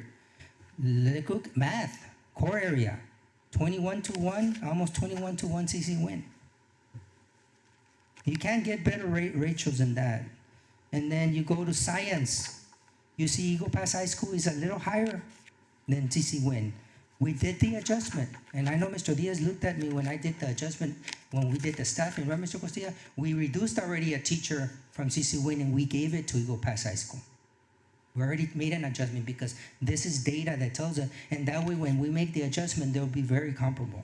We already did the adjustment for next year. Social studies, very comparable. Look here, you're gonna look at Eagle Pass High School. For the last 3 years at the bottom, you have the total number of teachers, the total number of students. Look at the consistency. There's not a big variance with the number of students for the last 3 years. They're pretty much staying the same. And then you look at DAP, you got the same thing at DAP. At the bottom there, you look at CC Win. The numbers are the numbers. They're very consistent. And then you look at EPJ, and then you look at Memorial for 3 years at the bottom. This is what I use for the principals. All the elementary principals know this formula that I've given, that I've worked on, and we sit through staffing when we do the staffing with them. And here we do ratios for 3 years, and it's just a math computation. Math are the numbers, and they already know me. I'm gonna go with a ratio. Hey, you're here, you get one. Hey, you're here, you don't get one. Hey, you lose one. And you see, even by doing what we're doing, and I picked R because it's in the south side, they still have very good ratios. Mr. Mijares, just to go back, so comparing Win to high school, the student per teacher ratio at high school is 26.8, and at Win it's 24.01? Correct. Yes. So on that funding formula, I mean, what is the definition of comparability? Because, I mean, you're saying comparability, and all it looks like if it's just a funding formula, but I need your explanation of it. That's what I'd like to know. It's a range. When we're looking at this, it's a range. Okay. It's gonna be between 18 and 22. It's gonna be within the range. It's like when you get a laptop of you're within the range. They're not gonna be exactly at 25. It's not gonna happen. But it's gonna be within the range. Now, the main objective that we have with all the schools, that sometimes we give a little bit more preference to the south schools. When I see the formula and I'm working with Mr. Costilla, and if I can give a little bit more of a preference, I'm gonna give it to CC Win. Because of their economic disadvantaged students that Rene works on and everything. So I might give that little edge to DAR versus Liberty. But as long as they're within the range, the objective here is not for them to, both of them to be 25 to 25. You're never gonna get, it's just that's not the way it works. Now the other thing that we deal when we're working with the ratios is that a lot of the times nowadays it's very hard to get the teachers because we don't have teachers. So this last 2 years is the first time that we went over the 22-1, right, Mr. Costilla? So we decided, I met with John, and I said, we're gonna go over the 22-1 because we don't have teachers. So that's gonna distort the formula a little bit even more. So what am I gonna do? I'm gonna give the preference for the ones to be over the 25-1 more to the south and to the north for them to be on the other side as much as I can. But it's a range. And when you see the staffing formula that we're gonna go over it for the district, you're gonna see that it's a range. Like high school can have more teachers, more enrollment, but if they're within the same range, they still get the same number of FTEs as another campus because they're within the same range. They have to go outside the range to be able to get that additional slot. And you're gonna see it. So, if I may ask, Yes, you have CC Win yes, with 24 kids per every teacher, correct, and high school with 26. correct. And the range you said was what? It depends on the subject area, because those are all the teachers that we have there. Because as you saw, once you start adding them up, there's a bunch of them, and if they're all within the range, at the end, it's gonna look like if it's distorted. But between 24 something to 25, 26, that's a very good variance. It's know. excellent. So It's the excellent. question would be, because I think CC Win has 440 less kids, if I'm not mistaken. Correct. So that means high school has a little bit more, They have more teachers. but they have 6 more teachers. Yes, they have more teachers. Correct. 6 more. And then you look at what you're looking at. You look at the teacher to student ratio, the 26 versus the 25, 24, and that's a very good range, because there's some campuses at elementary that are going to be at 19 to 1, and some are going to be at 22 to 1. And there's a disparity, but it's a range. And remember, all of them are below the 25 to 1.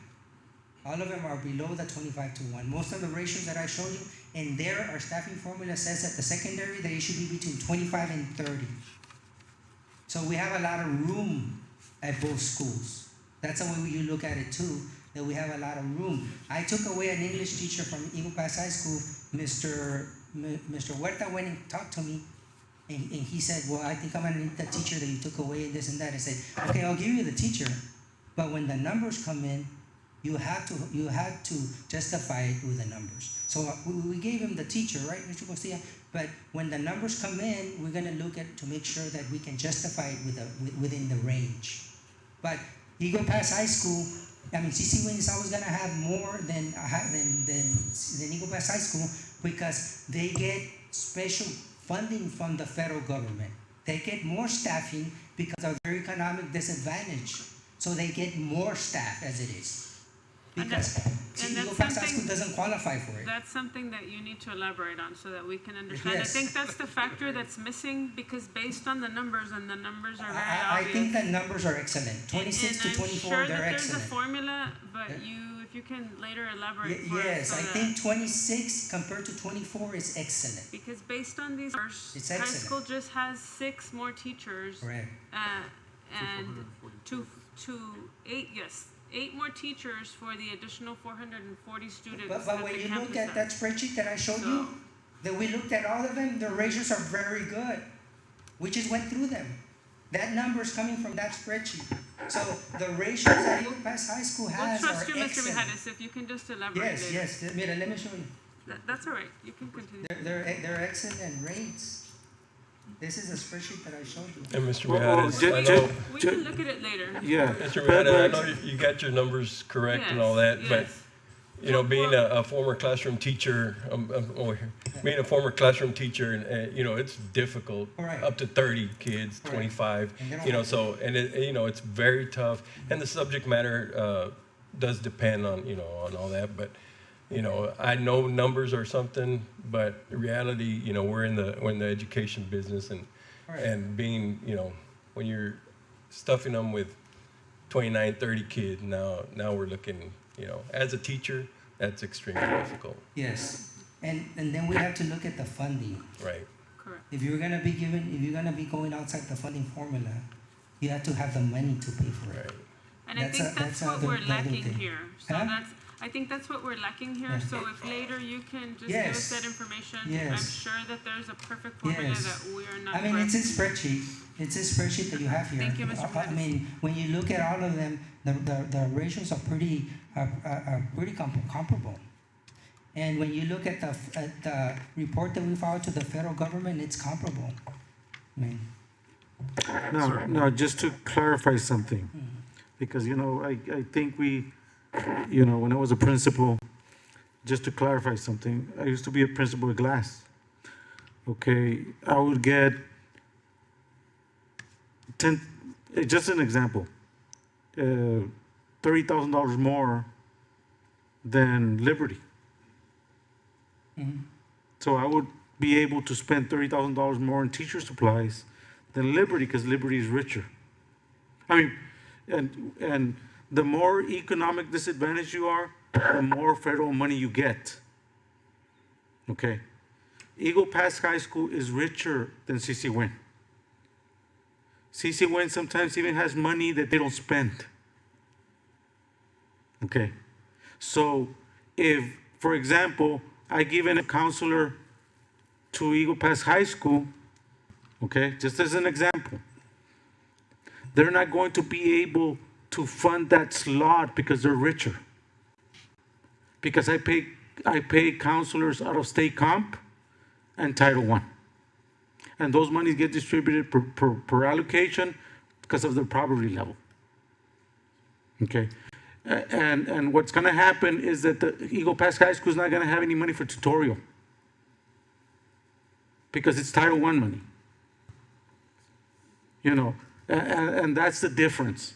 You know, so it is very difficult for us, especially when we pay the IO out of Title I and state comp, and we pay all the counselor for state comp and Title I. Now, that's the key that we're missing. that's the key that you're missing, the economic disadvantage. Actually, the way we have to say this, it's not I did equal. explain that. Yes. I don't think anybody's Yes. fighting comparability. It's just the fact that a lot of this comparability seems discretionary. And so with that being said, we're just asking the question Yes. because we want to know. Yes. And this isn't about a certain school or anything. Correct. So it's just our duty to ask the questions. Yes. If I may ask just real quick, Yes. or not ask, but it's, I guess the word comparability is Yes. just equal. I mean, because all the There's schools no- are not there's no- equal. there's You're no gonna thing- get more there's no money on such thing as certain equal. Correct. That's what I'm saying. It's Eagle Pass High School is not gonna have 26 kids ratio and CC Win 26. There's no such thing as But equal. that's because of funding, not because you're. Because of all the different positions that you have. There's a bunch For, of for, for, positions. for example, There's a bunch of positions. just to give you an example, Eagle Pass High School has a minimum amount of migrant students. Might have 20.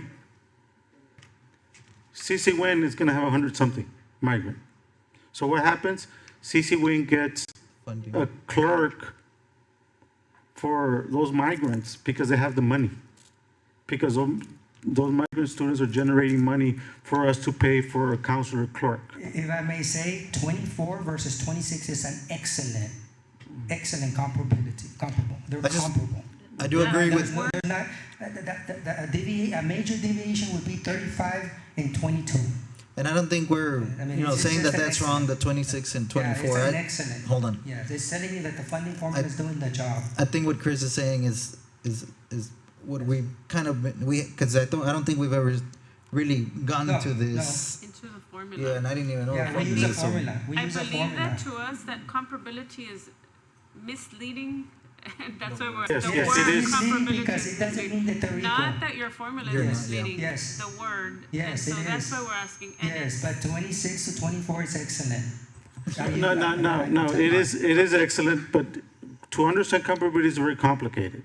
Because also, we need to understand that comparability also has teacher salaries there. And funding. If you have a teacher that has 30 years there, he's making more money than a campus that has teachers that are younger.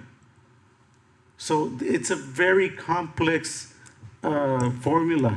So you have to understand all types of funding, and I think that's why sometimes Ismael gets frustrated, I get frustrated, the staff gets frustrated because they don't understand. And it's very difficult to understand comparability right now in 20 minutes or 30 minutes if we can explain it, okay? So go ahead, Ismael. To the board's defense here, the reason why we're asking this is because we get complaints all the time Yes, I understand. that certain departments do not have enough teachers for the Right. amount of students. Right. So what do we do as board members? We Right. ask, and it always comes to you, Mr. Mijares, Yes. and you go through, you get your magical formula here that I'm sure is correct. I'm not questioning the formula, it's just we don't understand because there's so many variabilities into this. Correct. And then you will let Mr. Costilla and Mr. Mijares know they can't have an additional teacher. It does not fit into that formula, and we don't have that We don't have that complex teacher. formula. We're So that's why basically- we ask, don't and have we're that. trying to comprehend something here that's very tedious and very complicated. So Yeah, we trust you. what's been happening is that they come to Mr. Costilla and I, and we cannot give him the teacher because we don't have the teacher. So we have some elementary. That's a separate story that Yeah, we're not but going into that's a right now. reality that we've been having to go through. And then we have elementaries that are 29, 30 to 1, right, Mr. Costilla? We have them because we don't have the teacher. But you mean we don't have the teacher, we don't have the funding to get No, the the teacher? teacher. We have the funding, We but don't we have don't have the teachers. teacher. Okay, that makes sense. All right, Thank you. you have a question? And I had a question on ratios. Moving back to ratios, these ratios include every student at that campus. Yes, Is yes. there any ratio for special ed only? Special ed does their own thing. Okay. They do their own calculation. John does it with a special ed director. Okay. And they do their own thing. They do their own calculation.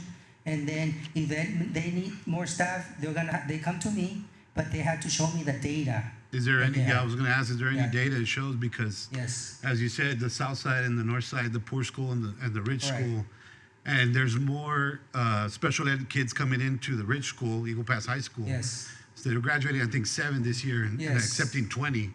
You can correct me if I'm wrong. Yes. But they're not maintaining the staff levels. And is it part of their budget? Is it additional money for special ed that's used for these kids?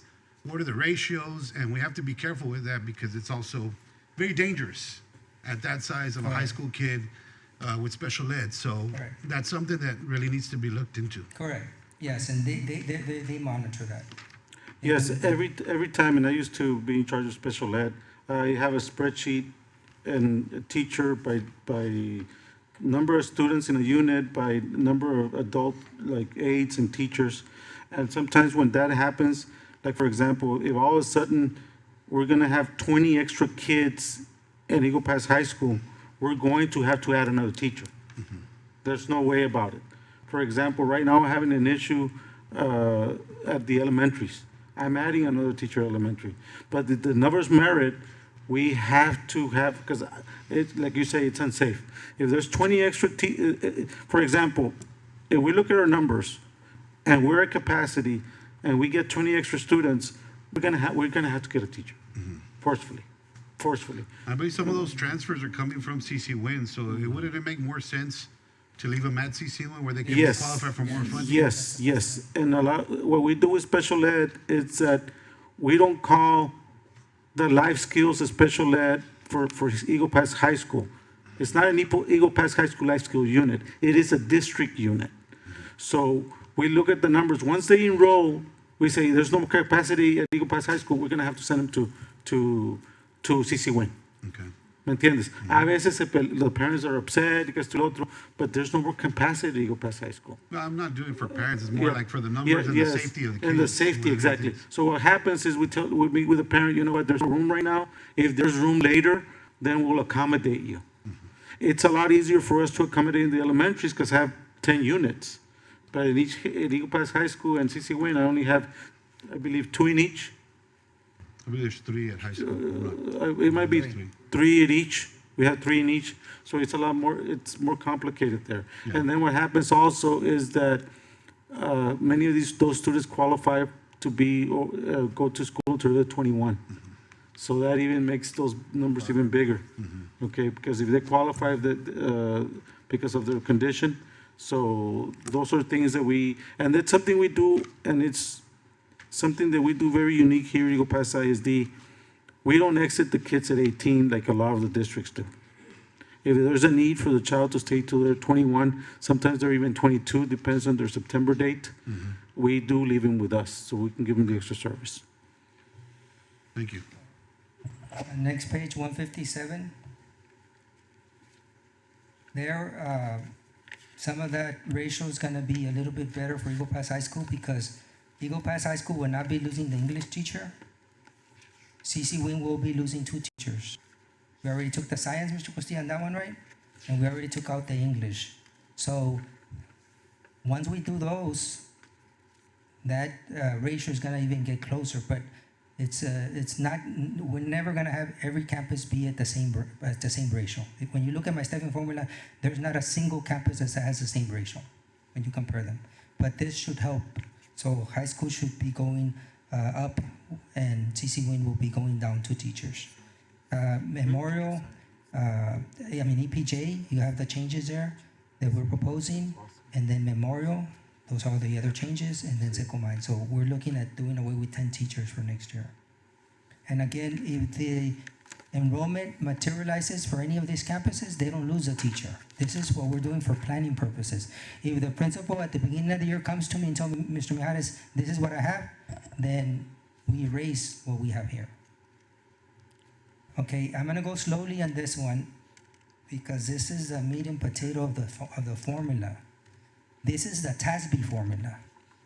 Those of you board members that have gone to Austin, the Texas Association of School Boards, you know that that's an agency that does all the training for all the school districts in the state of Texas.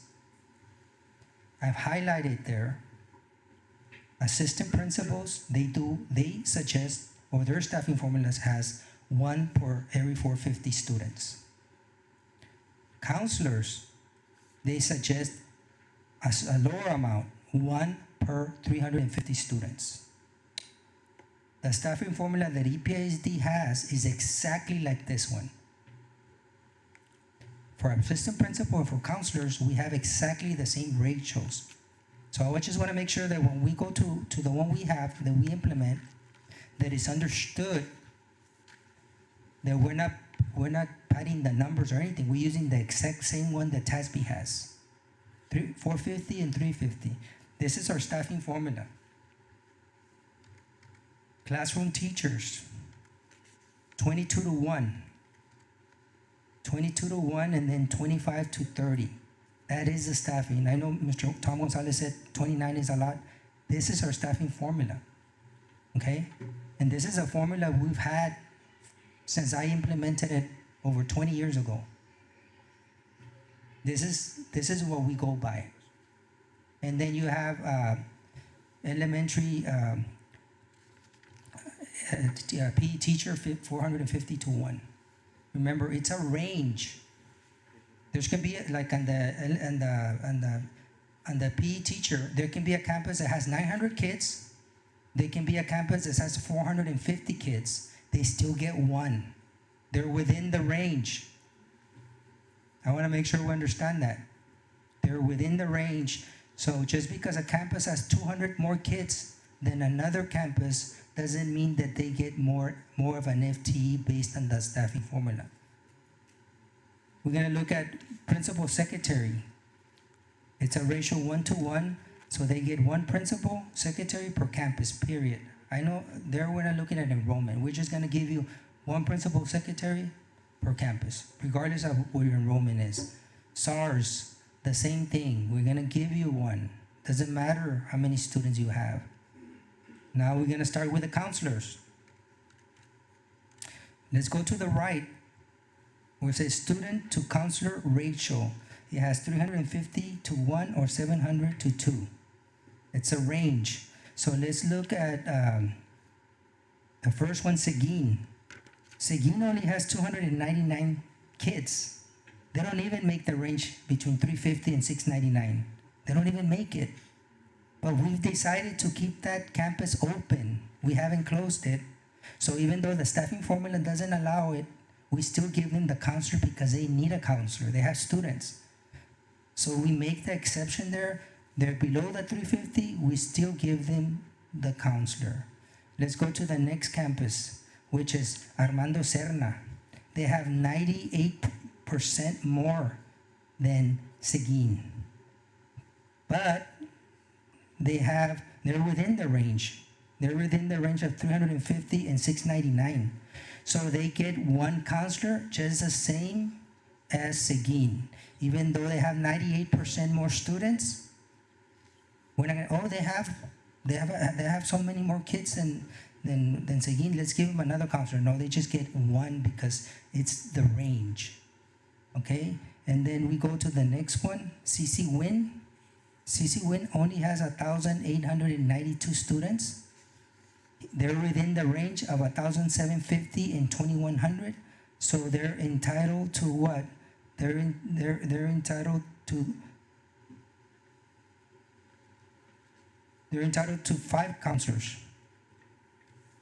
as you see there. And then CC Win, Eagle Pass High School has 23% more students than CC Win, and they're entitled to 6 counselors. They're entitled to have 1 more counselor than CC Win because of the range where it falls. So the formula is saying, hey, they have more kids, they're supposed to have 1 more counselor. Now let's look at what they actually have. CC Win's supposed to have 5 counselors. We're giving them 8 counselors. Let me make sure we understand that. They're entitled to 5. We're giving them 3 extra, so they have 8 counselors. They're over by 3 counselors. Let's look at high school.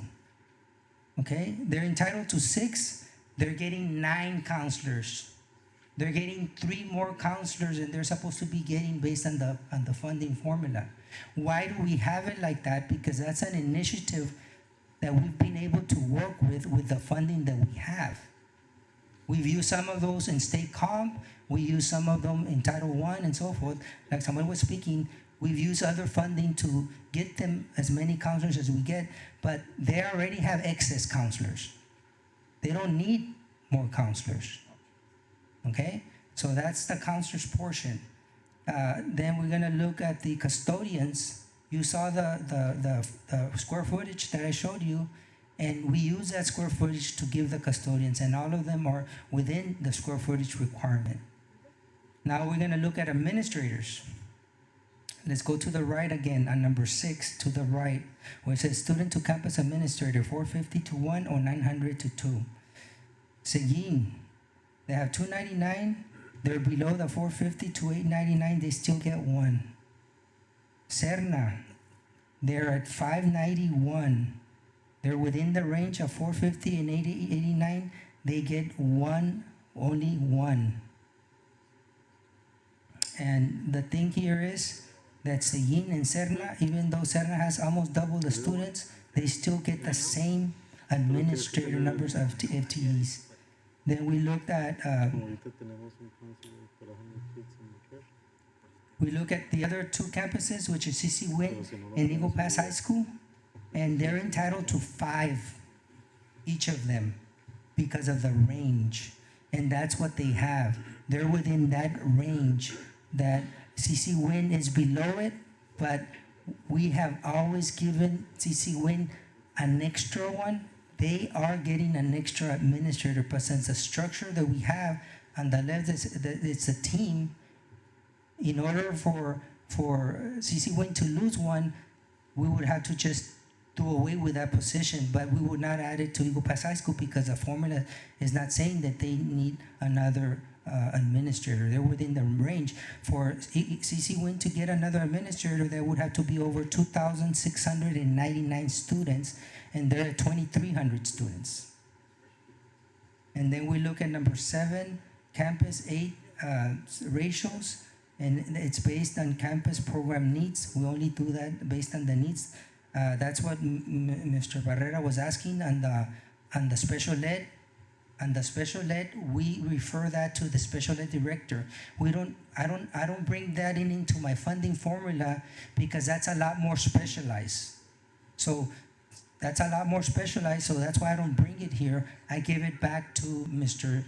Cox and the special ed director. So there we don't indicate what it is. We say that it's based on program needs only. And then campus library staff, then you have there what we allocate to the schools.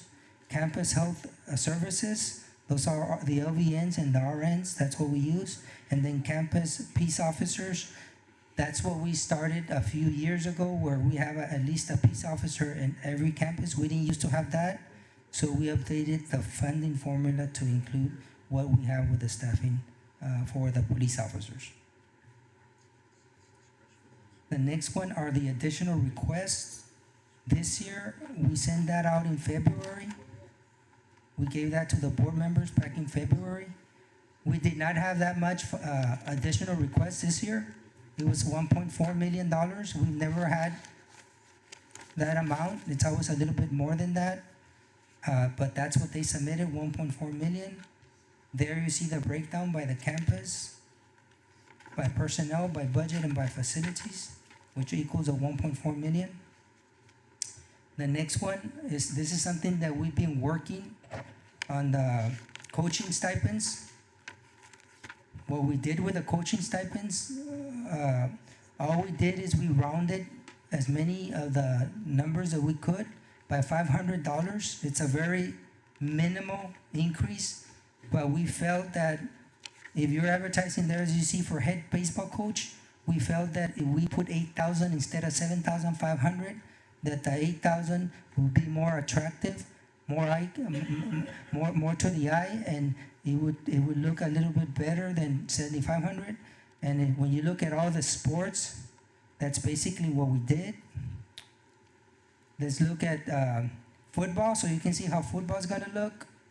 Football, before there, the one I highlighted, the assistant, I know Mr. Tom Gonzalez is familiar with this. We used to pay 8,500. All we're doing is adding that $500, so it'll show 9,000.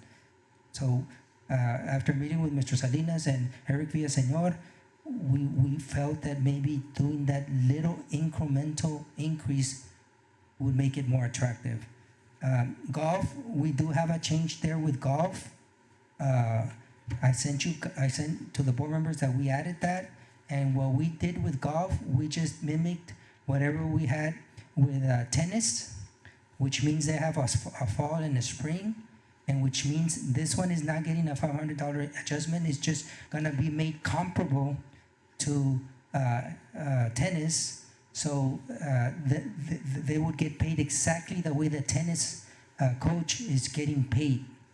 For comparability, after meeting with Mr. Villaseñor, he felt that that was a change that we needed to kind of look, because basically they were working the same schedule, and it seemed kind of not fair if we wouldn't do that change.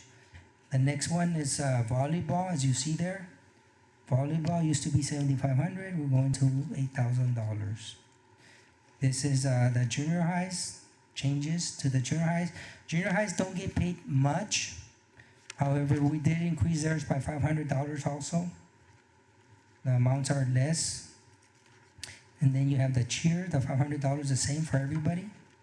So those are the changes that we are recommending. That concludes the presentation. I don't know if there are any other questions.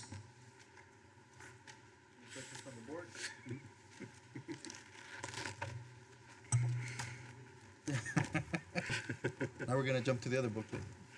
Oops. No questions. Thank you, Mr. Mijares.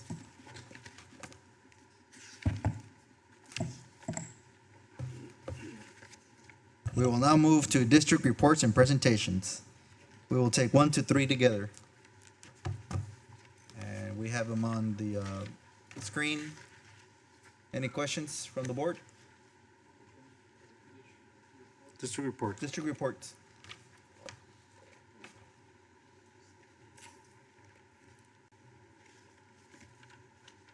Any comments or questions? Nope. We're good? Now we will move to action items.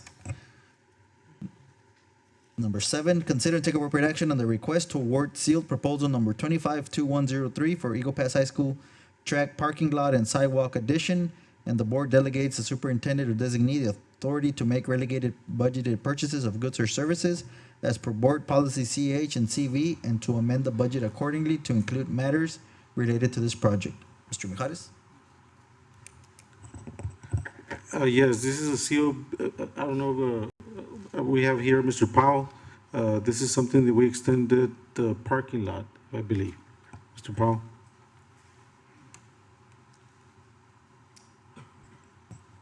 Good evening, ladies and gentlemen of the board. It's a pleasure to be here. Yeah, the scope of the work here was to kind of complete the requirements necessary for the track site. Once the field was added into the contract, the synthetic turf field was added. We kind of got right up to the amount that was allowed by change order. So there were a few pieces of the scope of work that the the district wanted to pursue and the city wanted us to pursue that included the additional parking lot. There was also a requirement by the city to landscape the parking lot. It's kind of new. And then they also wanted us to add a sidewalk along Second Street to Antonio Garcia. Is that the street? Antonio Garcia, Yeah, yes. okay. Antonio Garcia. Between the street and where the kids are parking right now. So that's kind of the scope of work for this project. That did bid back in April. We had 3 bids that were received. The proposal by Hiller and Son was ranked the highest. There were some pieces missing out of the other proposals we received. But because of the experience we have with Mr. Hiller and the price was just fractional, and Mr. Hiller's proposal was complete, we're recommending to go forward with that proposal. The cost is going to be $253,793.50, and it will fall into place with the rest of the work going on that site right now in terms of timeline. Any questions? So there is a bid and a cost. Do we have any questions? The additions were, the city of Eagle Pass asked you to include landscaping on the parking lot? Yes, they do have a landscape ordinance. They do have it. And in this case, they were kind of, they said it was appropriate for this site, And the other and they was, were holding our permit, so we said, and the other addition was a sidewalk. yes. Okay. So, Mr. Powell, is that, you already had a parking lot? Is that another parking Yeah, lot? this is in addition to the one we already had. There's- I It's think not- we, It's not just added to that one? correct. Okay. And that was at the request. And there are a lot of cars that park in that area. Correct. So So the addition will give how many additional parking lots, parking? Spaces. spots. I think Spots it's about per se. 28, for a total of about 60. Okay. The sidewalk would fall under our care, jurisdiction, our responsibility, not the city. As far as building it, yes. They take over. It's part of the city. Correct. On the cleaning and maintenance, so. Yes. It's ours. Your stuff is out. No, that's the city's. they But we will- gotta build it. Yes. We gotta build it.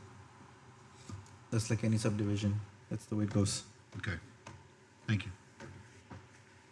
We have the cost. Do we have a motion? A motion. We have a motion by Trustee Gonzalez. Do we have a second? Second by Trustee Barrera. All in favor? There is an abstention by Trustee And Hiller. I'll abstain, and I'll explain my abstention. Okay. I have no problem with it being awarded, I have a conflict with Okay, not a somebody that problem. bid. There's 2 abstentions by Trustee Hiller and Trustee Lipson. So all in favor? All opposed? Motion passes. We will move now to number 8. Consent items. We have considered take appropriate action on the approval to accept a donation of $20,079.54 from Armando Serna Elementary Parent Teacher Organization for the purchase of a new playground for Armando Serna Elementary. Consider take appropriate action on the request to submit a low attendance days waiver for Eagle Pass ISD to the Texas Education Agency. Do we have a motion to accept the consent items? I so move. A motion by Trustee Lipson. Do we have a second? Second. Second by Trustee Hiller. Any other questions? If not, all in favor? All opposed? Same sign. Motion passes unanimous. Please thank the PTO for Armando Serna for Yes, we will. the Donation. donation.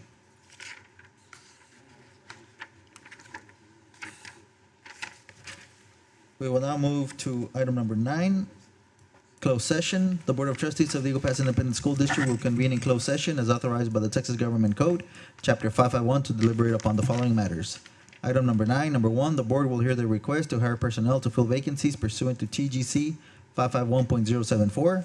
The board will hear the request to approve term contracts as presented pursuant to TGC 551.074. The board will consult with its attorney regarding legal issues relating to the superintendent's annual compensation plan recommendation for the 2025-2026 school year to include employee pay increases as included in the budget pursuant to TGC 551.071. The board will hear the district-wide intruder detection audit report findings pursuant to TGC 551.076. And the board will hear the district-wide TEA district vulnerability assessment full report pursuant to TGC 551.076. Do you have a motion to convene in closed session? So move. We have a motion by trustee Hiller. Do we have a second? Second. Second by trustee Barrera, Jaime Barrera. All in favor? All opposed? Motion passes. The time is 8:19 and the date is Tuesday, May 13, 2025. And the Board of Trustees is now in closed session. No action will be taken in closed session.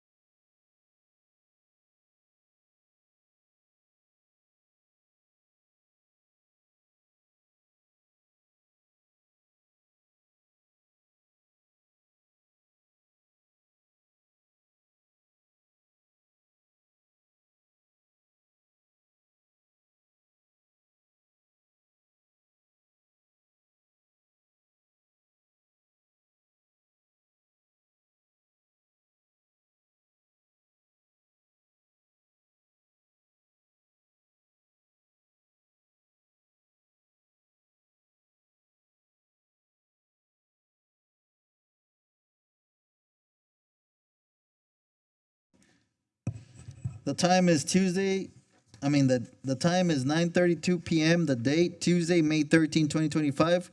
And the Board of Trustees of the Eagle Pass Independent School District is now in open session. And we will move to item number 10.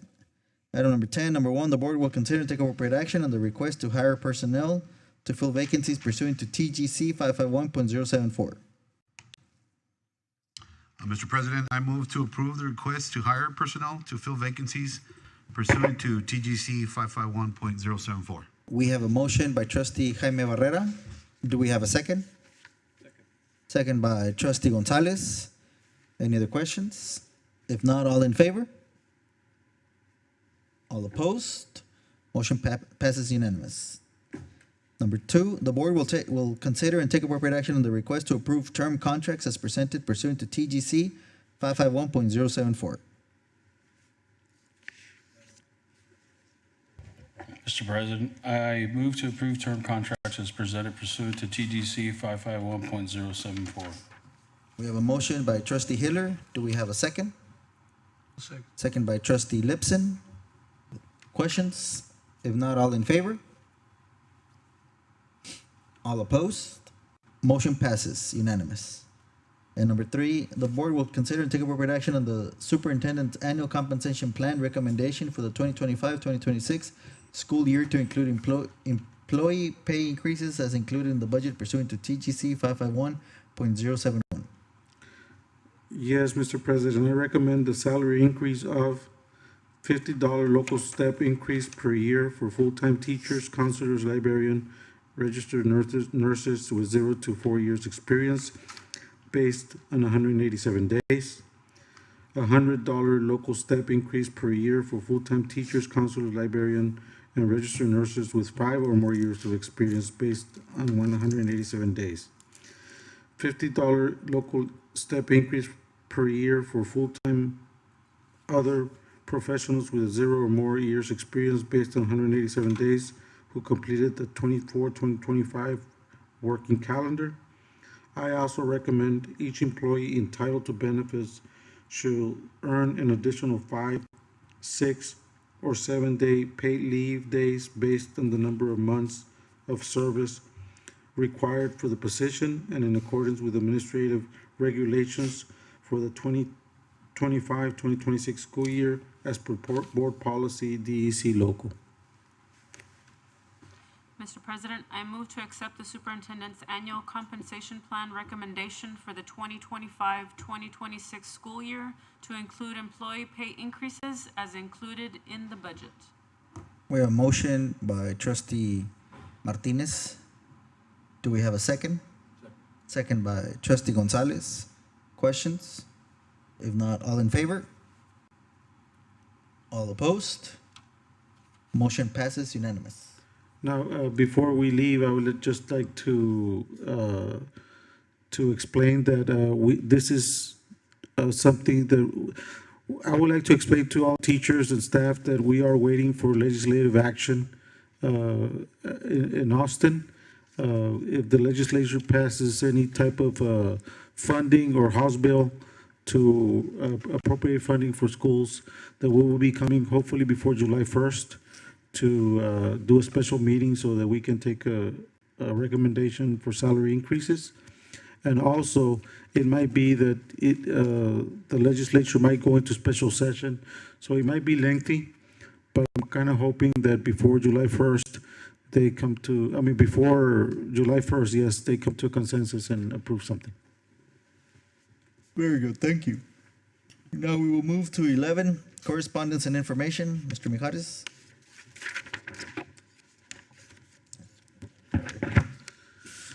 Yes, just a reminder, tomorrow, May 14th, Chamber of Commerce Scholarship Luncheon is at the ICT at 11:30. Thursday, May 22nd, Retirement Banquet at the Fine Arts Center at 6 o'clock. Friday, May 23rd, CC Wynn High School Graduation at the SAC at 7 p.m. Saturday, May 24th, Eagle Pass High School Graduation at the SAC at 7 p.m. Also, SLI Wednesday, our board training for the summer will be Wednesday, June 11th through Saturday, June 14th in San Antonio. Thank you. Thank you. Now we will move to adjournment. Do we have a motion to adjourn? I so move. Motion by trustee Lipson, second by trustee Hiller. All in favor? All opposed? Motion passes. The time is 9:37, Tuesday, May 13, and this meeting is adjourned. Thank you.